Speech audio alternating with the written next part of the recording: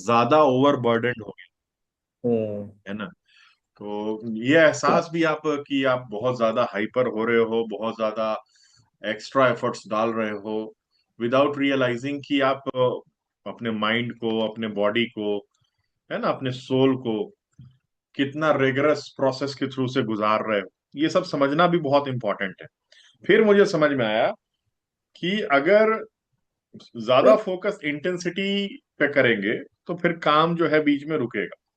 तो बिल्कुल ऐसा कुछ अपने को बैलेंस क्रिएट करने की कोशिश करनी चाहिए कि अपन कंसिस्टेंटली इस चीज को परसू कर सके। तो बिल्कुल। फिर मैंने देखा कि यार 7 डेज अ वीक अगर मैं कर रहा हूं तो उसमें क्या हो रहा है कि दूसरी चीजें अफेक्टेड हो रही, फैमिली अफेक्टेड हो रही है, काम अफेक्टेड हो रहा है। मेरा सबसे इंपॉर्टेंट काम यही हो गया था, 10x ग्रोथ, है ना। इतना ज्यादा इस पे ज्यादा मेरा फोकस हो गया था कि देखा कि दूसरी चीजें जो है मिस आउट हो जा रही हैं, और जहां पे मेरा 100%, 110% जाया करता था वो कहीं ना कहीं मिस हो रहा है। तो मैंने रियलाइज किया कि नहीं, ये मुझे थोड़ा सा अपने आप को रीअलाइन करना पड़ेगा। बिल्कुल बैलेंस जरूरी होता है, फैमिली टाइम भी बहुत जरूरी है। हाँ, आप ये कह सकते हो कि बैलेंस जो है एक ऐसी चीज है कि वो हमेशा आपको लगे कि आपसे दूर है। और ऐसा भी नहीं कि परफेक्ट बैलेंस वाली सिचुएशन लाइफ में अचीव हो जाएगी, परफेक्ट नहीं लेकिन होता। अगर आप मोर और लेस हर वो चीज जो आपके लिए प्रायोरिटी है, आप चेकलिस्ट बनाते हो और वो चेक करते हो कि आपने उन प्रायोरिटी वाली चीजों के साथ कितना न्याय किया है, नहीं किया है, तो आपको एहसास होता है कि थोड़ा सा ट्वीक अगर कर ले तो सब कुछ देखा जा सकता है। तो अभी क्या हो रहा था कि सिर्फ एक्सर्शन हो रहा था, एग्जॉस्ट होना महसूस हो रहा था, रिजुविनेशन नहीं हो पा रहा था। तो फिर मैंने ये डिलिबरेट एक ब्रेक जो है लिया। इसमें बहुत कुछ था, अपनी एनिवर्सरी भी थी, बच्ची के साथ में टाइम स्पेंड करना था जिससे कि उसको लगे कि उसके लिए भी मैं हूँ, है ना। और फिर कोलिग्स के साथ भी बैठ के बातचीत करना था, रीडिजाइन करना था कि बचे हुए दिनों में इस क्वार्टर के हमको क्या एज ए ग्रुप अकम्प्लिश करना है। तो फिर इन सब चीजों को अच्छे से एड्रेस करके अब जो है, अब लगता है कि मैं जस्टिफाई कर सकता हूँ, है ना। तो 3 दिन in a week I can manage pretty well. तो मैंने ये डिसाइड किया। और मनोज जी कैसे हैं आप? बढ़िया। That's a good thing. बिल्कुल बिल्कुल बढ़िया है सर जी। तो नमस्ते how has Manoj. Been this last 4 days for you? क्या किया आपने? लास्ट 4 डेज में एक बढ़िया चीज शेयर करता हूँ सर। बहुत अच्छी चीज आपने दिमाग में वो पूछा तो क्लिक हो गई। वो हाँ, है, साउंड ही बढ़ा लेता हूँ। ठीक है, वेलकम वेलकम अमोल आपने जी। अमोल जी हाँ, गुड इवनिंग। अमोल सर नमस्कार, प्रणाम। नमस्कार नमस्कार, गुड इवनिंग सबको। अ, गौरव सर पूछ रहे थे, गौरव सर ने अभी पूछा कि अभी पिछले 3-4 दिन कैसे रहे, क्या किया। तो हाँ। मेरे को मतलब 3-4 सेकंड लगा सोचने में, बस किया तो एकदम से क्लिक हो गया ना कुछ चीज। मैंने बोला ठीक है सर, मैं शेयर करता हूँ आप लोगों के साथ में। तो जो ये ओके। 14 फेब गया है, जो जो हम वैलेंटाइन डे बोलते हैं। हाँ हाँ। मैं तो मैं मतलब मेरे को तो बेकार ही लगता है, ऐसा कहीं कुछ है नहीं। But hmm. कॉन्सिडेंस ऐसा है कि ये 14 फरवरी को मेरे एंगेजमेंट हुई थी। अच्छा। क्या बात है। हाँ, 14 फरवरी को एंगेजमेंट थी सर, लव मैरिज थी मेरी, तो 14 फरवरी को एंगेजमेंट थी। अब हम्म। वाइफ श्रीमती जी स्कूल गए बच्चों को हम्म। पढ़ाने, मैं ऑफिस में था। तो बोले कि अच्छा आज कुछ याद है ना आपको? मैंने बोला हाँ हाँ याद है, अपने को डीमार्ट चलना है कहीं। बोला अरे कुछ नहीं। 5-6 बार उन्होंने चीज बोला। उन्होंने मेरे को 4 घंटे दिए याद करने के लिए, लेकिन सर अब जैसे हम ऑफिस में रहते हैं ना तो मल्टीटास्किंग करते हैं ना। अब हम्म। चूंकि मैं तो अब ऑफिस में भी हूँ, तो मैं क्या करता हूँ कि अपने कुछ प्लॉट वगैरह है, वो डायरी, मेरी एक छोटी डायरी है। तो डायरी में मेरे ये पॉकेट डायरी बना के रखता हूँ उसमें। तो हम्म। इसमें जो जो मोस्ट इम्पोर्टेंट काम है ना, वो मैं इसको पॉइंट आउट कर लेता हूँ सर। तो उस उस चक्कर में मेरे को पता ही नहीं चला कि यार वैलेंटाइन डे है और हमारी आज एंगेजमेंट हुई थी, हम मिले थे, वो मिस आउट हो गया। उन्होंने 4 घंटे दिए, अब उन्होंने बोले कि ये तो मतलब है ना, इनके दिमाग में गोबर भर गया है, बंदा नहीं समझ पाएगा। फिर उन्होंने शाम को बताया ये, बोला आपको पता है ये था। मैंने बोला अरे यार ठीक है भैया। अब वो तो श्रीमती जी हो गए भयंकर गुस्सा हो गए, वो पिछले 3 साल से भूल रहा था मैं ये। तो फिर सर अगले दिन सुबह जब मैं उठा ना, अगले दिन सुबह मैं ऑफिस तो गया नहीं, और सुबह उठते से मैंने घर के काम करना शुरू कर दिए। 9-10 बजे तक के पूरा घर चकाचक कर दिया। तो उसके बाद जो प्यार मिला है, मतलब कि अच्छा ठीक है, सॉरी यार आप ऐसे रहते थे, मैं भूल गई थी, तो मेरे को बड़ा प्राउड फील हुआ है, मतलब सारा गुस्सा छूमंतर हो गया। और वो दिन बड़ा शानदार रहा। क्या बात बढ़िया। कीमती के पैसे से बच गए। और वो पूरा भूल गए कि क्या हुआ था पहले, है। क्या हुआ, मतलब अब कनेक्शन और स्ट्रांग हो गए हमारे, कि ठीक है कहीं हुआ तो कोई दिक्कत नहीं यार, बंदा इतना केयर तो कर रहा है। तो सुबह उठ के मैंने वही सोचा था, मैंने बोला यार क्या किया जाए कि इनको थोड़ा मनाया जाए ताकि अपना दिन अच्छा रहे। तो यही एक काम हो सकता था मेरे पास जो ध्यान आया। तो वो हम्म। दिन बहुत मजेदार रहा सर। बहुत बढ़िया, वेरी गुड। चलिए, और अमोल जी, कैसा रहा आपका प्रोग्राम? हाँ। मेरा तो प्रोग्राम अभी सर, वो तो आगे इसका है। सैटरडे को उन्होंने वापस एक बार रखा है। और मैं 2-3 दिन हम्म। से थोड़ा दिल्ली में था। जैसे मैं यहाँ से गया मुंबई, मुंबई में एक मेरा वो जर्मनी की कंपनी के साथ मीटिंग था, कोलैबोरेशन करना था। तो वो कोलैबोरेशन का एग्रीमेंट करवाया। उसके बाद में उसी दिन शाम को मैं पूना आ गया। रात को पूना में एक मीटिंग किया, एक बिजनेस मीटिंग। फिर उसी दिन रात को फ्लाइट 4 बजे था, सुबह मॉर्निंग। तो पूना एयरपोर्ट पर ही सो गया। 4 बजे का फ्लाइट, तो 8 बजे 4 घंटा लेट हो गया। तो 8 बजे निकला, दिल्ली पहुंचा 10 बजे। तो दिल्ली वहाँ पे एक मीटिंग बढ़िया से करके फिर दिल्ली दूसरे दिन, एक्चुअली मुझे जाना था योगेश जी के यहाँ पे, वो अपना एक जमीन देखने के लिए। बट वो टाइम मिला ही नहीं। तो अपना बिजनेस में ही बिजी हो गया। तो वहां से निकला और दिल्ली एयरपोर्ट पे आ गया। वही सेम फ्लाइट था और वही फ्लाइट में बैठ गया। और वो फ्लाइट वापस 3 घंटा कुछ टेक्निकल एरर्स की वजह से रुक गई। 3 घंटा फ्लाइट में। तो हेक्टिक हेक्टिक गया पूरा। अभी कल सुबह मॉर्निंग 6 बजे मैं घर पहुंचा फाइनली। और वापस अपना रूटीन काम अच्छा, शुरू हो गया। बहुत बढ़िया। बट एक बढ़िया काम हो गया सर। बहुत बड़े बड़े हम्म। प्रोजेक्ट्स हाथ में आ गए। और प्राउड फीलिंग है कि कुछ बड़ा हो जाएगा ये साल में।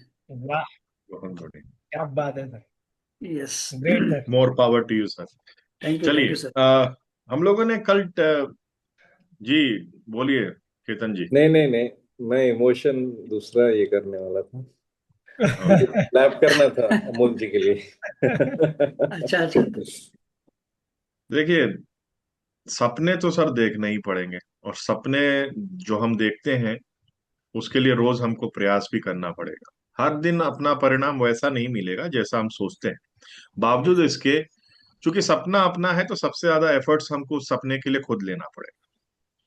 आप जाएंगे, लोगों से मिलेंगे, आपकी बातें कहीं पे तुरंत क्लिक कर जाएंगी, कहीं उस समय नहीं कर पाएंगी।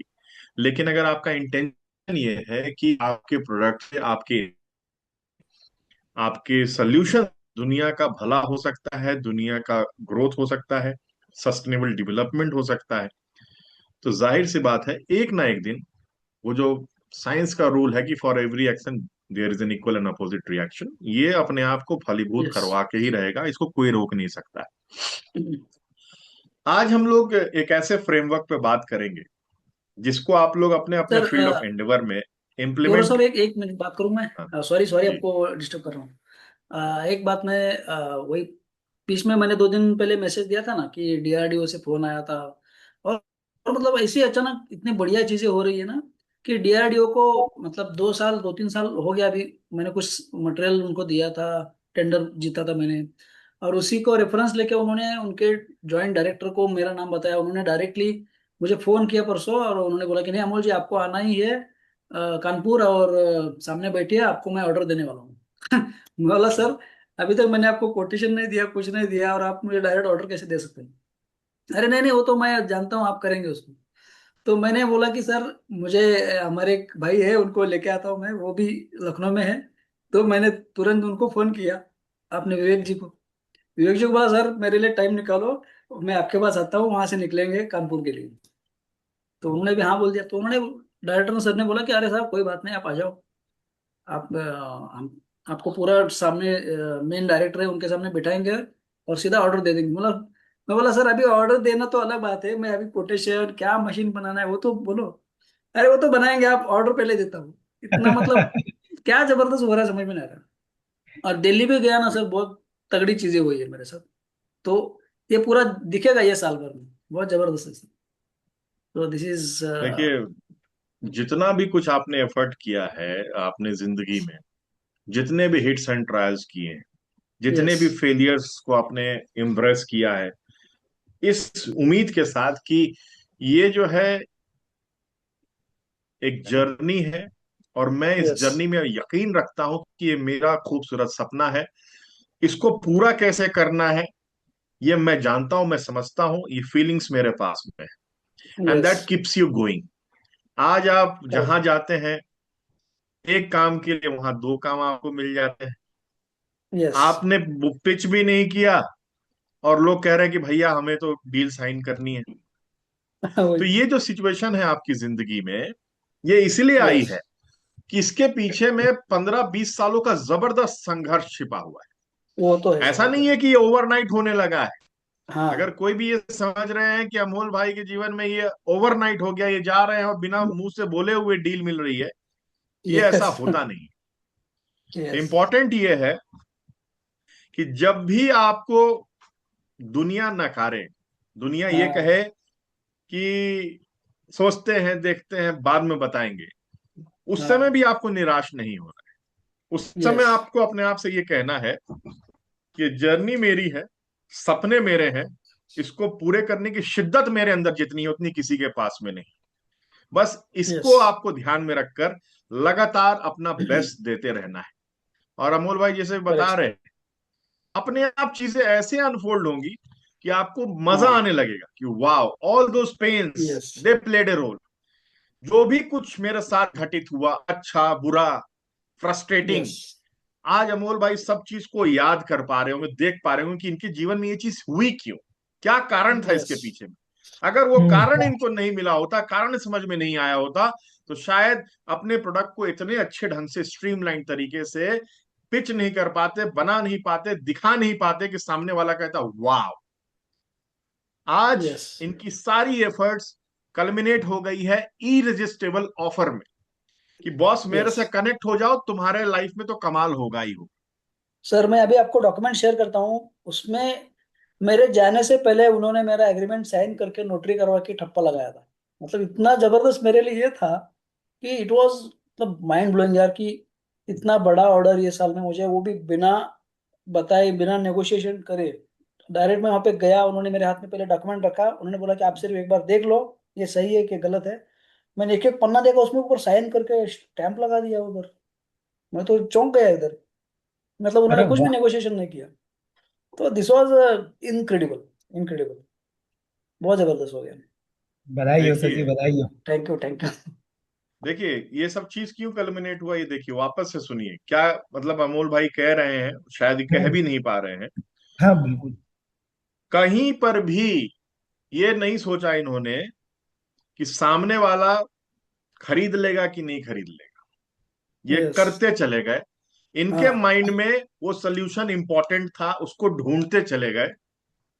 इतना पावरफुल सोल्यूशन इन्होंने ढूंढा कि इनके फील्ड ऑफ एंडेवर में जो भी व्यक्ति XYZ, सबको लगता है कि ये मेरे काम की चीज है, मुझे इसको सबसे पहले ग्रैब करना चाहिए। यस जब भी हम अपने फील्ड ऑफ एंडेवर में कुछ इस तरह से प्रयास करते हैं जो दूसरे नहीं देख पा रहे हैं, अभी जो दूसरे सोल्यूशन प्रोवाइडर वो वहां तक पहुंच भी नहीं पा रहे हैं, उनसे पहले, उनसे ज्यादा कॉस्ट इफेक्टिव, उनसे ज्यादा पावरफुल सोल्यूशन अगर हम कंसीव कर पाए, प्रोड्यूस कर पाए, तो उसकी एनर्जी ऐसी होती है कि जो भी व्यक्ति प्रॉब्लम महसूस कर रहा है, कहीं ना कहीं उसको लगेगा कि मेरा समाधान इस व्यक्ति के पास में। आज वही सही। हो रहा है। पिच भी नहीं कर रहे हैं लोग, पहले से डील बना के रख रहे हैं, स्टाम्प पेपर पे रेडी करके रख रहे हैं, आप तो बस साइन करो, सब हो जाएगा, हम जानते हैं। आप चार्ज भी ज्यादा नहीं करोगे, कॉस्ट वही इफेक्टिव भी वही। होगा, और जो सोल्यूशन हम वर्षों से चाह रहे थे वो भी हमको मिलेगा। और सर उल्टा ऐसा हो गया कि मेरे एक दो कॉम्पिटिटर वहां से थे, लुधियाना से और इधर से। तो हाँ उन्होंने ऑलरेडी पिच करके आए थे वो लोग, और उनका कैटलॉग उनके सामने पड़ा था। उन्होंने मुझे हाँ। दिखाया कि भाई ये कैटलॉग हमारे पास आया था, इनका इनका। उन्होंने आपसे भी बढ़िया प्राइस दिए, बट हमें मालूम है कि आप इसके इन्वेंटर हो, तो हमें आपके साथ काम करना है, इसलिए आपका मैंने एग्रीमेंट साइन करवाया। तो यही मेरी बड़ी उपलब्धि हो गई, जबरदस्त। देखिए, इन्होंने अभी एक शब्द इस्तेमाल किया, इन्वेंटर। इन्वेंटर। ठीक है। यस। आप दूसरों को कॉपी करेंगे, आपकी वो वैल्यू नहीं क्रिएट हो पाएगी मार्केट में, हम्म। है ना। Here yes. Comes the value bomb. Yes. अगर आपने कोई चीज संघर्षों के बाद खोज निकाली है, ढूंढ निकाली है, इन्वेंट किया है, डिस्कवर किया है, तो आप मान के चलिए, जिस चीज को सोचना दूसरे के लिए मुश्किल हो रहा था, आज इनके पास में वो चीज अस्तित्व में है, ये दूसरों को वो चीज दिखा पा रहे हैं। इस बात से दूसरे ज्यादा इंस्पायर्ड हो रहे हैं, ज्यादा डिसीजन मेकिंग के लिए इंक्लाइंड हो रहे हैं कि ये जो इनोवेशन है, ये बिल्कुल ओरिजिनल है, इसमें यस। फ्रेशनेस है, इसमें स्पार्क है, यही तो हमको चाहिए ऑथेंटिकेटेड है सबसे था, बड़ी। ऑथेंटिकेटेड। तो आप अपने यूनिकनेस को बैक करना शुरू कीजिए। यस। मनोज जी के पास में जो रियल एस्टेट का सोल्यूशन है, ये 100% मनोज जी का सोल्यूशन है। ये आपको कॉन्फिडेंस होना चाहिए कि ये मैंने महसूस किया है ग्राहकों के शूज में उतर के, कि उनकी रियल यस। पेन पॉइंट क्या है। डॉक्टर केतन के करेक्ट। पास में महीनों की बुकिंग्स हो जाए, अगर ये अपनी प्राइवेट प्रैक्टिस करें, और लोगों को मतलब 2-2 महीने के वेट करने के बाद में उनको नंबर मिले, तो समझ लीजिए कि डॉक्टर केतन ने कुछ ना कुछ ऐसा कर लिया अपने फील्ड में, कि इन्होंने अपनी एक वैल्यू क्रिएट कर ली, अपनी ऑथेंटिसिटी जो है एस्टैब्लिश कर ली, अपना इनोवेटिव सोल्यूशन एस्टैब्लिश कर लिया, कि जिसको पाने के लिए मन माफिक लोग कीमत चुकाने को तैयार है। यस। क्या केतन भाई, है ना। और मैं बिलीव नहीं कर पा रहा था। मैंने हमारे भाई को पहले फोन किया, उनको बताया कि ऐसा ऐसा ऐसा हुआ है। तो हमारे भाई भी चौंक गए। उन्होंने मुझे पहले बोला, क्योंकि उनकी तो वो एडवोकेट है, उन्होंने बोला पहले पेपर चेक करो। तो उन्होंने मुझे बताया, तो मैंने बोला हाँ सब ठीक है, ठीक ठाक है क्या सब बात। कुछ। अच्छा, ये बताइए, ये तो बहुत ही खुशी वाली बात है। मुझे उन दिनों के बारे में भी बताइए अमोल भाई, हाँ। जब आप ये इनोवेशंस पेटेंट नहीं करा चुके थे, उसके पहले की बात है। हम्म। यस। इन चीजों को इनोवेट करने के बीच में जो समय लगा था, वो कैसा रहा था? यस। उसमें क्या क्या लोज आपने एक्सपीरियंस किए, और कितने दिनों तक किए, और कई कई बार सेल्फ डाउट भी आया होगा, उसको ओवरकम कैसे किया, ये सब बताएं थोड़ा सा। सर मैंने कम से कम वो इनोवेशन करने के लिए मेरी 3 कंपनियां बंद कर दी। उसके पीछे मेरा पूरा जितना भी जमा जमाया मेरा इनकम था, अर्निंग था, सब कुछ लगा दिया था। उसके पीछे मैंने दिन रात, मैं खुद वो मशीन बना के उसको मैं अकेला खुद 20-20 घंटा चलाता था मशीन खुद। वो मैं खुद। और ऐसा अभी मुझे इतना कॉन्फिडेंस आया था कि अभी एक बंदा मुझे मिला था कि वो जो बोल रहा था कि मुझे कंटेनर उठाने के लिए एकदम हेवी वाला बेल्ट चाहिए और उसका बड़ा ऑर्डर है। तो मैं जैसे नौकरी छोड़ के तो आया था, कुछ करना था। तो मैंने एक बेंगलोर में जाके एक पुराना सेकंड हैंड मशीन उठाया था। वो मशीन कैसे चलता है, क्या चलता है, मुझे पता भी नहीं था। फिर भी सिर्फ 50-60 हज़ार रुपये दे के मैंने वो मशीन उठाया। उसको इचल कोल्हापुर में ला के उसको थोड़ा रिहेबिलिट करके उसको कैसे चलता है, हाथ से घुमा घुमा के चला के देख के मैंने उसमें जान डाल दिया और वो मशीन से बेल्ट बनाना चालू किया। और वो मशीन अभी मैं खुद पहले सीखने के लिए उसके ऊपर 20-20 22-22 घंटा काम करता था। कभी कभी 4-4 दिन उसमें लगा रहता था, मैं घर नहीं जाता था सर। उसमें इतना ये लगता था मेरा। क्यों घर से मुझे कोई मेरा भाई मेरा कोई दोस्त लोग वो टिफिन लेके आते थे, अरे भाई तू खाना तो खा ले, ये सब कर। तो उसमें मैंने कम से कम पूरा एक साल 2020 मेरा उसमें गया है। तो वो करने के बाद वो बेल्ट मैंने बनाया, उसको टेस्टिंग के लिए सिंगापुर भेज दिया। सिंगापुर में एक SGS लेबोरेटरी है, सिंगापुर की मेन लेबोरेटरी ब्रांच है। तो वहाँ पे वो बेल्ट का टेस्टिंग हो गया, उसका अप्रूवल भी हो गया। तो मैंने उसको सप्लाई किया अपना उसका जो कस्टमर था, कस्टमर को मैंने बेल्ट भेजा। थोड़ा सा माइनर इसमें मेरा वो बेल्ट ये हो गया, रिजेक्ट हो गया। क्योंकि कंटेनर उठाने के लिए उनको कुछ ब्रेकिंग पॉइंट कुछ तो 11 टन का चाहिए था, मेरा 9.5 या 10 टन तक आ रहा था। बट फिर भी मैंने कोशिश की थी कि ये बेल्ट बने। और उसके पहले मुझे वो बेल्ट बनाने का कुछ भी एक्सपीरियंस नहीं था। सिर्फ मैं बराबर। अरे कुछ भी एक्सपीरियंस नहीं, वो मशीन का एक्सपीरियंस नहीं, कुछ भी नहीं था।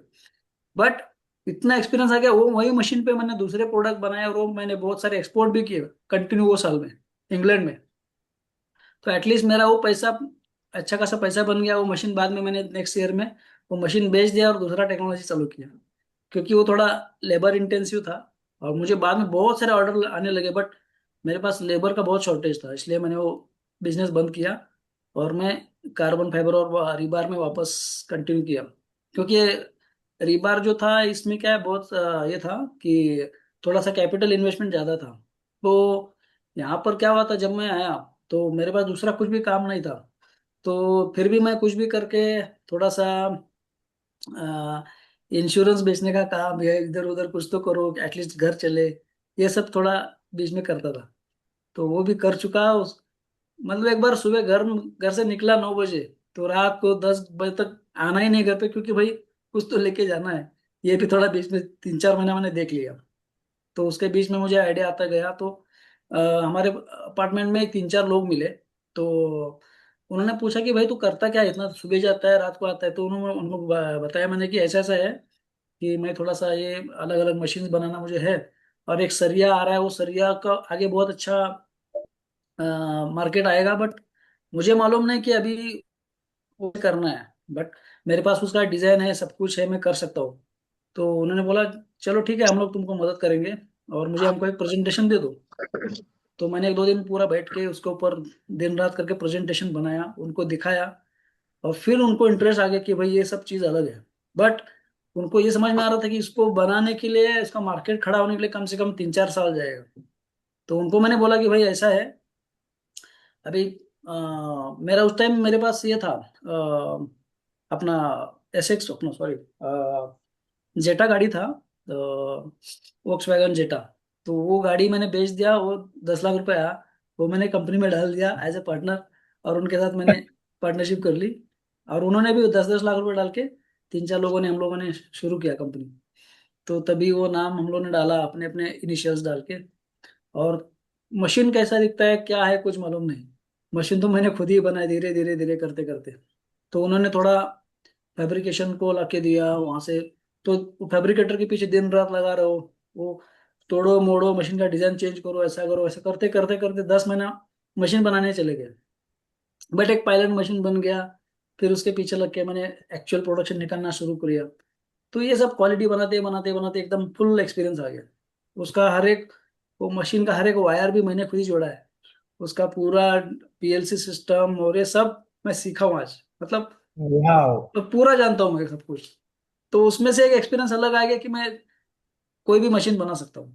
तो उसमें से मैंने एक अलग मेरा दिमाग चलने लगा कि मशीन भी बनाना शुरू हो गया। तो और एक मशीन मैंने कार्बन फाइबर के लिए बना के, उसको मैंने 2024 में पेरिस में डिस्प्ले कर दिया मैंने उसको। तो वहां से वो मशीन का मुझे 4-5 ऑर्डर मिल गए। मतलब ये सब एकदम जुनून था, पागलपंती था एकदम। तो ये सब बहुत, लेकिन और मैं फैक्ट्री से ना, शुरू में हमारा ये था कि जब तक अपना सेल्स नहीं बढ़ेगा, हम लोगों को सैलरी नहीं लेना, ये कंडीशन पे हम लोग, मैंने वो ज्वाइन किया था। तो पहले साल भर में सिर्फ जाना है, फैक्ट्री चलाना है, पर पैसा नहीं लेना है, सेल करना है। थोड़ा बहुत हम लोग सिर्फ पेट्रोल का खर्चा लेते थे, 10-12 हजार उतना। और उससे तो मेरा गाड़ी का ही खर्चा जाता था, घर तो चलता नहीं था। फिर उसके लिए वापस और ऑल ओवर इंडिया घूम के मुझे डिस्ट्रीब्यूटर, ये चैनल भी खड़ा करना था। तो फिर भी मैं कुछ भी कुछ करके, घर में जितने भी इधर उधर से कुछ मिलता है, भाई से पैसा लेके, बहुत कुछ अलग अलग स्टेट में जाके डिस्ट्रीब्यूटर चैनल ढूंढ के वहाँ पे प्रेजेंटेशंस करता था, दिन रात उसमें लगा था। तो ये एक आइडिया मिला वहाँ पे, कर्नाटक में एक फ्रेंड था मेरा। तो वहाँ से पता चला कि उसका कांटेक्ट डायरेक्टली गडकरी साहब से है। तो उसने अगस्त जून 2022 की टाइम पे उसने मुझे बोला कि गडकरी साहब के पास चलते हैं, उनको प्रेजेंटेशन दे दो और कुछ आगे हो जाएगा। तो उनके साथ मैंने जाके गडकरी साहब को प्रेजेंटेशन दिया। और अगस्त 2022 में आईआरसी गाइडलाइंस में ये रिलीज हो गई। तब से हमारी फैक्ट्री जो स्पीड पकड़ के चलने लगी। I am the now supplier for highways, national highway का सप्लायर हूँ। अभी मेरे पास 5 हाईवेज के काम, अच्छा खासा अभी बहुत जबरदस्त चल रहा है। अभी उसी को मुझे एक्सपांशन करने के लिए क्या हुआ, हमारे दोस्त लोग बाकी लोग फिर एक्सपांशन करने के मूड में नहीं है। तो क्योंकि उनका अलग अलग खुद का फैक्ट्री भी है, अलग अलग मतलब कोई मशीन शॉप में है, कोई ट्रांसपोर्टर है, कोई अच्छे लेवल पे गवर्नमेंट ऑफिसर है। तो वो लोग आगे बढ़ना नहीं चाहते थे, तो मैं सोचा चलो ठीक है, आप इसको कंटिन्यू करो, मैं मेरा अलग सेपरेट फैक्ट्री करता हूँ। इसलिए मैं मेरा सेपरेट फैक्ट्री करने में थोड़ा अलग अलग इन्वेंशंस अलग, जैसे मैंने कार्बन फाइबर टैंकर्स का मेरे पास प्रोजेक्ट है, हाइड्रोजन सिलेंडर का प्रोजेक्ट है कार्बन फाइबर में बनाने का। तो वो भी मैंने प्रेजेंटेशन गवर्नमेंट को दिया है ऑलरेडी। उसमें से मुझे गवर्नमेंट का कुछ 25-30 करोड़ का सैंक्शन भी मिलेगा। वो भी ऑलमोस्ट मेरा काम होने आ गया है, शायद ये महीने में हो जाएगा वो, या तो बहुत जबरदस्त होने वाला है मेरा। तो ऐसे सारे बहुत सारे प्रोडक्ट्स है मेरे पास, तो काम करते करते ये सब चीजें सीखी मैंने। और टेक्नोलॉजी में तो मुझे इतना कॉन्फिडेंस है कि मतलब मुझे कोई हरा नहीं सकता, इतना मेरा कॉन्फिडेंस है। ये फैक्ट्री खड़ी बहुत करने बढ़िया, में और बहुत सेटल करने में जबरदस्त एक्सपीरियंस हो गया मेरा, एकदम जबरदस्त। बहुत बढ़िया। इसमें कई सारे ऐसे मोमेंट्स हैं जो गूज बम्स जो है कॉज कर रहे यस। थे, और मैं तो देख पा रहा हूँ घूमते कि खड़े हो रहे हैं सर, मतलब सुनते हुए सर के ऐसा अच्छा अमोल जी, डेडिकेशन। एक बात बताइए, जी सर। जब इस प्रोसेस से आप गुजर रहे थे, जब आपका इन्वेंशन एक दफा क्वालिटी टेस्ट में अप टू द मार्क नहीं आ पाया, आपको यस। बीच में इंश्योरेंस भी बेचना पड़ा, हम्म। उस समय आपके परिवार वाले कैसा सोच रहे थे?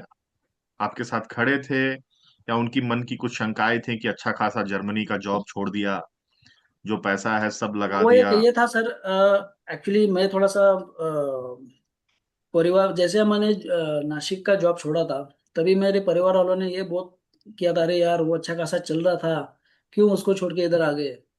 बट हम्म। मैंने वो प्रूव करके दिखाया इधर आने के बाद कि भाई वो अच्छा था या ये अच्छा था।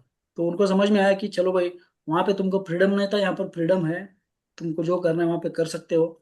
वो कंपनी को मैंने ना सर एक्चुअली लेटर लिखा था, जब मैं बाहर आया था, कि मैं यहाँ पे एक इन्वेंशन सेंटर चालू, रिसर्च सेंटर चालू करता हूँ, और वो भी आपके एसोसिएशन में चालू करता हूँ, और आपको ही हर एक मटेरियल प्रोडक्ट में आपके नाम से एसोसिएट करके मैं उसको प्रमोट करता हूँ। बट उनको लगा कि ये अपना प्रोडक्ट निकालेगा और हमको कॉम्पीट करेगा, तो उन्होंने इसलिए मुझे वो लीगल चक्कर में लटका दिया, और उसमें मेरा वापस बहुत पैसा गया, फैमिली का टेंशन इतना साल भर में। फिर भी मैं 2 साल पहले उनको मिलके वो सब मैटर खत्म कर दिया, और उनको एश्योर किया कि आप अपने मार्केट में हो, मैं मेरे प्रोडक्ट में हूँ, और हमारा क्रॉस कभी नहीं होगा। और जैसे मैं पेरिस गया था सर, पेरिस में पैर रखने के बाद वो एग्जीबिशन सेंटर में पहला जो आदमी मिला वही मेरा पहला ओनर था, जो पुराना वाला जिसने मेरा लीगल ये किया था। वो सामने मुझे कहा, यार अमोल सॉरी यार, बोला कि मैं तुम्हारी तरह इतना ये करके भी तू इतना फाइट कर रहा है, और तू मेरे सामने आ गया पेरिस में। तो मतलब ये बहुत मेरे लिए बहुत ही फक्र थी कि 12 साल जो आदमी के साथ मैंने काम किया उसको मेरे ऊपर बहुत प्राउड था पहले, बट उसको लगा कि ये कुछ अलग कर रहा है। और उसने कभी मुझे ना, उसको ऐसा डर लगता था कि मुझे कोई लेके जाएगा उससे, उसको डर लग रहा था। तो उसको वो कभी मुझे कोई एग्जीबिशन में, कोई कॉन्फ्रेंस में, किधर भी फॉरेन में कभी छोड़ता नहीं था। तो उसके पहले तो मैं ऑलरेडी फॉरेन में था, बट वो फैक्ट्री वो छोड़ने के बाद मैं खुद अपने दम पर पेरिस में, यूरोप में, रशिया बॉर्डर में, यूक्रेन में, चाइना में, बहुत जगह पे मैंने एग्जीबिशंस किए। और एकदम मेरे इनोवेशन, मतलब आज भी लोग मेरे पास ना कंसल्टिंग करने के लिए, कंसल्टिंग लेने के लिए आते हैं मेरे पास। अभी इसीलिए कंसल्टिंग में मैंने ऑलरेडी इंडिया में 8 फैक्ट्री खड़ी कर दी, और वो फैक्ट्री आज हर एक फैक्ट्री कम से कम 25 करोड़ के ऊपर टर्नओवर कर रही है पिछले 3-4 सालों में। तो सब लोग आज भी वाह, कभी भी मुझे 24 आवर्स में फोन करते हैं ना, कुछ प्रॉब्लम से मैं कभी भी उनको हमेशा हेल्प करने में रहता हूँ, चलो उनका प्रॉब्लम सॉल्व हो जाए। तो इसलिए मेरा एक एज अ टेक्निकल इसमें मेरा नाम हो गया, टेक्निकल टेक्सटाइल्स में इंडिया में। मतलब बुलेट प्रूफ जैकेट बनाना हो, हेलमेट बनाना हो, पैराशूट फैब्रिक बनाना हो, या फिर एक बड़ा प्रोजेक्ट आया था 2015 में, डीआरडीओ का प्रोजेक्ट था, जो समुंदर के बीच में जो ये रहती है, बोट्स रहती है, उसके ऊपर फ्लाइट अपना जेट विमान आके उसमें रुकता है। तो वो रुकने के बाद ना उसको immediately fraction of second brake लगाना पड़ता है, उसके लिए एक अरेस्ट गियर बोलते हैं उसको। वो अरेस्ट गियर बनाने का एक बहुत बड़ा प्रोजेक्ट है। नायलॉन फाइबर लगता है उसमें, 1860 डेनियर वाला, और बहुत तगड़ा इलोंगेशन चाहिए उसको। और वो प्रोजेक्ट बनाने के लिए ना, वो जो बेल्ट है, वो बेल्ट का थिकनेस कम से कम 20-25 mm का थिकनेस है। और उतना हेवी बेल्ट हेवी टेंशन में बना के, जब वो फ्लाइट वो आएगा, छोटा फाइटर प्लेन, तो उसको रोकने के लिए ना कम से कम 65 टन का इमीडिएट फ्रैक्शन ऑफ सेकंड्स में लोड लगता है। तो उतना लोड देने के लिए नायलॉन और ये सब मटेरियल डाल के, एकदम हाई टेनेसिटी नायलॉन रहता है। तो वो बेल्ट बनाना डीआरडीओ का एक प्रोजेक्ट उनको मिला था। तो डीआरडीओ के साइंटिस्ट लोग मेरे पास आए थे तभी। तो उन्होंने बोला कि भाई आपका नाम सुना है, आप ये बना सकते हो क्या? तो मैंने बोला मैं ट्राई करता हूँ। और within a week time मैंने वो बना दिया था। मैंने वो मशीन्स में, मेरे पास एक जर्मनी की मशीन थी, उसको रेगुलर मशीन थी, उसको थोड़ा मॉडिफिकेशन करके ट्रायल करके उसको मैंने बना के सैंपल सबमिट किया था। और वो सैंपल लिटरली डीआरडीओ पुणे में अप्रूव हो गया। और डीआरडीओ पुणे ने फिर बाद में हमारे कंपनी के साथ एक 300 करोड़ का टाइप भी बना लिया। बट अभी वो कंपनी के साथ मैं ही नहीं हूँ, तो उनका प्रोजेक्ट लटका हुआ है। ऐसा है। तो ये सब चीजें हो गई। क्या बात, सो इंस्पायरिंग, सो इंस्पायरिंग। क्या बात है, मतलब ऐसा लग रहा है कि अमोल भाई को बस सुनते रहे आज, बिल्कुल इंटरप्ट ना करें। देखिए मैंने मतलब तो एक हम्म। मेरे लिए भी एक बहुत बड़ी अचीवमेंट्स हो गई कि एटलीस्ट जो मैंने चीजें करी वो अप्रूव हो गई। ऐसे एक ब्रह्मोस मिसाइल का एक ये था जो मैंने आपको शायद लास्ट टाइम बताया। ब्रह्मोस मिसाइल के प्रोग्राम में डॉक्टर ज्ञान शेखर, जो ब्रह्मोस मिसाइल के प्रोग्राम डायरेक्टर है, वो मेरे इसी मेहनत के चलते वो मुझे पर्सनली जानते हैं। जो मैं नासिक में जॉब कर रहा था तभी मैंने एक छोटी मशीन बनाई थी। और उसको क्या है, वो कार्बन फाइबर रहता है, उसको वो मेटल के ऊपर लपेटने के लिए उसको मतलब प्री इम्प्रीग्नेशन करके पहुंचाया जाता है। तो उसको प्री इम्प्रीग्नेशन करने के लिए एक छोटी मशीन बनानी है। और वो मशीन में इम्प्रीग्नेशन, केमिकल में इम्प्रीग्नेशन करके उसको एक डब्बे में बंद करना है, -18 डिग्री सेल्सियस सेट करना है। और वो डब्बा पहुंचाना है इसरो, वो इसरो में देना है। और ये सब प्रोग्राम कम, मैं मशीन बनाने के लिए मैंने पूरे मशीन की डिजाइन बनाई, धीरे धीरे करके छोटा मोटा जुगाड़ करते करते करते वो मशीन 3-4 लाख में बनाई हम लोगों ने, तो 1-2 महीने में। तो वो ऐसे करते करते प्रोडक्ट भी ये हो गया। और तभी उस टाइम भी मेरा ऐसा ही, वो प्रोडक्ट बनाने के लिए मैं 16 दिन फैक्ट्री में था, 16 दिन, घर गया ही नहीं। तो जब तक वो प्रोडक्ट फाइनल होता नहीं, सक्सेस होता नहीं, फैक्ट्री में पड़ा रहता था। उसको कंप्लीट करके सबमिट किया, वो भी प्रोजेक्ट अप्रूव हो गया। उसको ब्रह्मोस मिसाइल के लिए वो अभी आज भी वो ब्रह्मोस मिसाइल के लिए यूज हो रहा है। और डॉक्टर ज्ञान शेखर इसके लिए मुझे पर्सनली जानते हैं, उन्होंने रिकमेंडेशन भी किया। जब हमारा ये चल रहा था, लीगल फाइटिंग चल रहा था, तभी मैंने उनसे मदद ली कि सर ऐसा ऐसा है, और थोड़ा सा मेरा लीगल ऐसा है। तो उन्होंने बोला, अरे ऐसे कैसे हो सकता है, तुमको ये लोग ऐसे कैसे कर सकते हैं? उन्होंने इमीडिएटली ना, आप उन्होंने मेरा मुझे बोला कि मेरा नाम तुम्हारे एफिडेविट में डालो।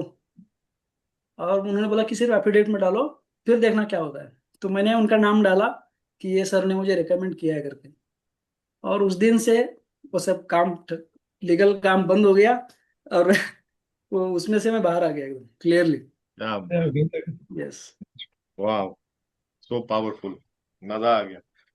तो मतलब अगर हिंदुस्तान में आज टेक्निकल टेक्सटाइल का नाम अगर कोई लेगा, यस तो अमोल पाटिल का नाम अगर ना ले तो फिर बात में मजा नहीं आने वाला, ये बात सही है।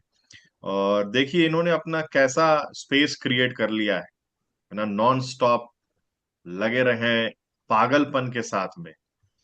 यस घर वालों को भी इनके पागलपन पे कहीं ना कहीं भरोसा होगा कि जो कुछ करेगा ये कमाल का ही करेगा, तो उस बीच में उनका भी ट्रस्ट बना के रखा, यस। उस डिफिकल्ट सिचुएशन से नेविगेट किया, पैसे का सर फ्लो एक बना प्रोडक्ट रहे। एक प्रोजेक्ट आया था जो अभी आज इसराइल का पेटेंटेड है। अपने हम्म। इंडियन डिफेंस को इसराइल ने दिया है। वो प्रोडक्ट ऐसा है कि अपने सोल्जर अपने बॉर्डर पे फाइटिंग करते हैं। तो जब वो आगे जाके उनको सामने गोलियां लगी, हाथ में पैर में इधर उधर गोलियां लगती है, तो वो गोलियां लगने के बाद उनको वो पॉइंट पे इमीडिएट मेडिकल हेल्प मिलती नहीं है। तो उनको वहां से उठा के लाके मेडिकल पहुंचाना बहुत मुश्किल होता है। तो इसराइल ने एक ऐसी डेवलपमेंट की थी कि उन्होंने ना एक कार्बन फाइबर और एल्यूमिनियम वायर उसका कपड़ा बना के उसको ना पैनल बनाते हैं उसको, और उसमें प्लाज्मा में पैनलिंग करते हैं, और उसके ऊपर दूर से अल्ट्रावायलेट रेज छोड़ते हैं, और वो रेज कन्वर्ट होके प्लाज्मा और कार्बन का मिक्सचर होके वो रेज अल्टीमेट रेज वो शोल्डर शोल्डर के अपना शोल्डर पड़ा हुआ है जमीन पे ना, उसके ऊपर ऐसा उसको स्कैन किया जैसे पूरा उसके ऊपर रेज छोड़ते हैं। जहां जहाँ पे उसको वूंड है, जख्म है, विद इन 15 सेकंड के बाद वो जख्म खत्म हो जाता है, वो वापस उठता है और अपना काम शुरू करता है, फाइटिंग। वाह। तो ये टेक्नोलॉजी इसराइल का था। 2012 में उन्होंने इंडियन डिफेंस को दिया, तो इंडियन डिफेंस को वो कपड़ा बनाता था कार्बन फाइबर और एल्यूमिनियम वायर का। और वायर इतना फाइन है, 8 माइक्रोन का वायर है, 0.0008 mm, इतना माइक्रोन। तो वो वायर थोड़ा भी आगे खींचाता नहीं होता तो टूटता है, वो बहुत मुश्किल था। वो प्रोजेक्ट में मेरी जान लगा दी मैंने, वो कपड़ा बनाने में। मैं जब मैं फैमिली को लेके गया था, हमारे यहाँ पे कराड़ सिटी है, तभी कार्बन का फैक्ट्री शुरू किया था मैंने, और फैमिली को लेके गया। मेरी बच्ची सिर्फ एक 6-7 महीने की बच्ची थी, और फिर भी मैं फैमिली को बोला कि एक प्रोजेक्ट आ गया और मुझे थोड़ा मुश्किल है, मैं 2-3 महीना शायद घर नहीं आ पाऊंगा। तो फैमिली, अरे तू ऐसा करेगा तो फिर हम लोग कहाँ जाएंगे, मैं तो किसी को बुला के रख दूँ घर में। तो हमारी मम्मी आके गई, उनके मम्मी जाके गई, बट मैं उधर फैक्ट्री में पड़ा रहा। बट एक महीने के बाद वो प्रोडक्ट में, क्योंकि इतना टेक्निकल था, वो क्रिटिकल था, वो हम्म। कपड़ा मुझे 1-2 मीटर कपड़ा बनाने में ना 24-24 घंटा, 36-36 घंटा लगता था, वो इतना क्रिटिकल था। बट वो कपड़ा सक्सेस हो गया। आज इंडियन डिफेंस के पास वो कपड़ा है, 2.25 लाख मीटर का वो कपड़ा है, इतना कॉस्ट है उसका। और वो मैंने बना के दिया, that was my biggest achievement. और वो अभी इंडियन डिफेंस और हमारे हिंदुस्तान मिल्स वो का कंपनी का नाम था, वो दोनों का जॉइंट वो पेटेंट है अभी। उस टाइम मैं जब जॉब में था, बट कंपनी को पेटेंट मिला, ऐसा था वो। Great, great. क्या बात है मोहन भाई। अब ये बात जो है पूरे देश तक पहुंचनी ही चाहिए क्या, है ना। सच्ची तो में, मैं हाँ। यही कहूंगा अपने सारे पार्टिसिपेंट से जो सेशन में हैं आज, कि हिंदुस्तान के एक ऐसे बेटे का नाम जो है देश के कोने कोने तक पहुंचाने में अपना योगदान जरूर दीजिएगा। अपने आप में कितने सारे बच्चे इंस्पायर्ड हो जाएंगे कि देखिए अपने सपनों पे यकीन रखने से क्या हो सकता है, इस एक ही सर, जन्म में हम। जी। 2 दिन पहले डॉक्टर दास जी, जो जॉइंट डायरेक्टर है डीआरडीओ कानपुर के, उनने मुझे पूछा था कि आप क्या क्या बनाते हो, मुझे सिर्फ एक हल्का सा झलक दिखा दो। तो मैंने उनको हाँ, वही 3D का मॉडल का फोटो दिखाया कि हाँ, इसको मैंने बनाया। तो उन्होंने बोला, अरे यार, ये तो इतना, अगर आप इतना बना सकते हो तो हमारा तो कुछ भी नहीं फैब्रिक, चलो आ जाओ, तुमको मैं ऑर्डर देता हूँ करके उन्होंने बुला लिया था। ऐसा हुआ। तो मैंने वो फोटो विवेक सर को भी दिखाया, वो मैंने ग्रुप में डाला था, जो 3 डायमेंशनल मटेरियल है।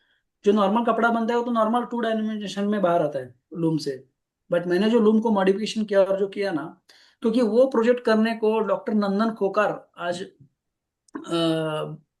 ऑक्सियन कंपनी का डायरेक्टर है, स्वीडन में बैठा है। वो अपने इंडियन डिफेंस में इसरो में आके कम से कम 9-10 महीना से उसका काम चल रहा था वो प्रोडक्ट बनाने में। वो मैं प्रोडक्ट बना के उनको हाथ में दे के आया, आईआईटी दिल्ली में कॉन्फ्रेंस था 3 दिन का, Indian international conference for 3D material करके। तो उनके सामने रखा तो वो पागल हो गया, यार यार ये तू कहाँ से लेके आया। मैं बोला, सर ये मैंने बनाया। तो उनको भी तभी एकदम शौक लगे। तो आज मैं उनके साथ भी कनेक्टेड हूँ, उनका भी बहुत सारा इन्वेंशंस रहता है। तो अभी जस्ट हम्म, नंदन दास सर से बात कर रहा था मैं 10 मिनट पहले। तो उनको मैंने बोला कि सर, आपका क्या प्रोडक्ट स्पेसिफिकेशन मुझे बताइए, उसके हिसाब से मैं मशीन आपको बढ़िया से बना के देता हूँ। उन्होंने बोला, हम्म। अरे सर वो सब छोड़ दो, आप पहले जल्दी आ जाओ। मैंने बोला, सर मेरे भाई को प्रॉमिस किया है, वो मैं जा रहा हूँ उनके पास 20 तारीख को, और 21 तारीख को उधर आता हूँ करके। तो उन्होंने बोला, लेके आओ हाँ, जल्दी आ जाओ करके बोल रहे हैं। ऐसा है। तो बहुत वाह, एक जबरदस्त ये हो गया सर। मजा आ गया यार दादा, बहुत बढ़िया। अच्छा, आपने जो किताब लिखी है वो किस चीज के ऊपर में लिखी है?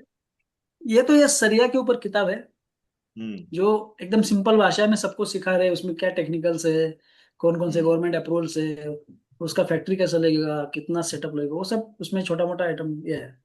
वो तो, कब लिखी है वो? ये तो 1-1.5 महीने पहले एक ही दिन में लिखी थी मैंने। वो किताब एक्चुअली है कहाँ वो? वो अभी रिलीज होने वाली है 8 तारीख को। अच्छा। चलिए, उसको सबसे पहले मैं बाई करूंगा। अमेजोन पे आएगी? Yes sir, yes.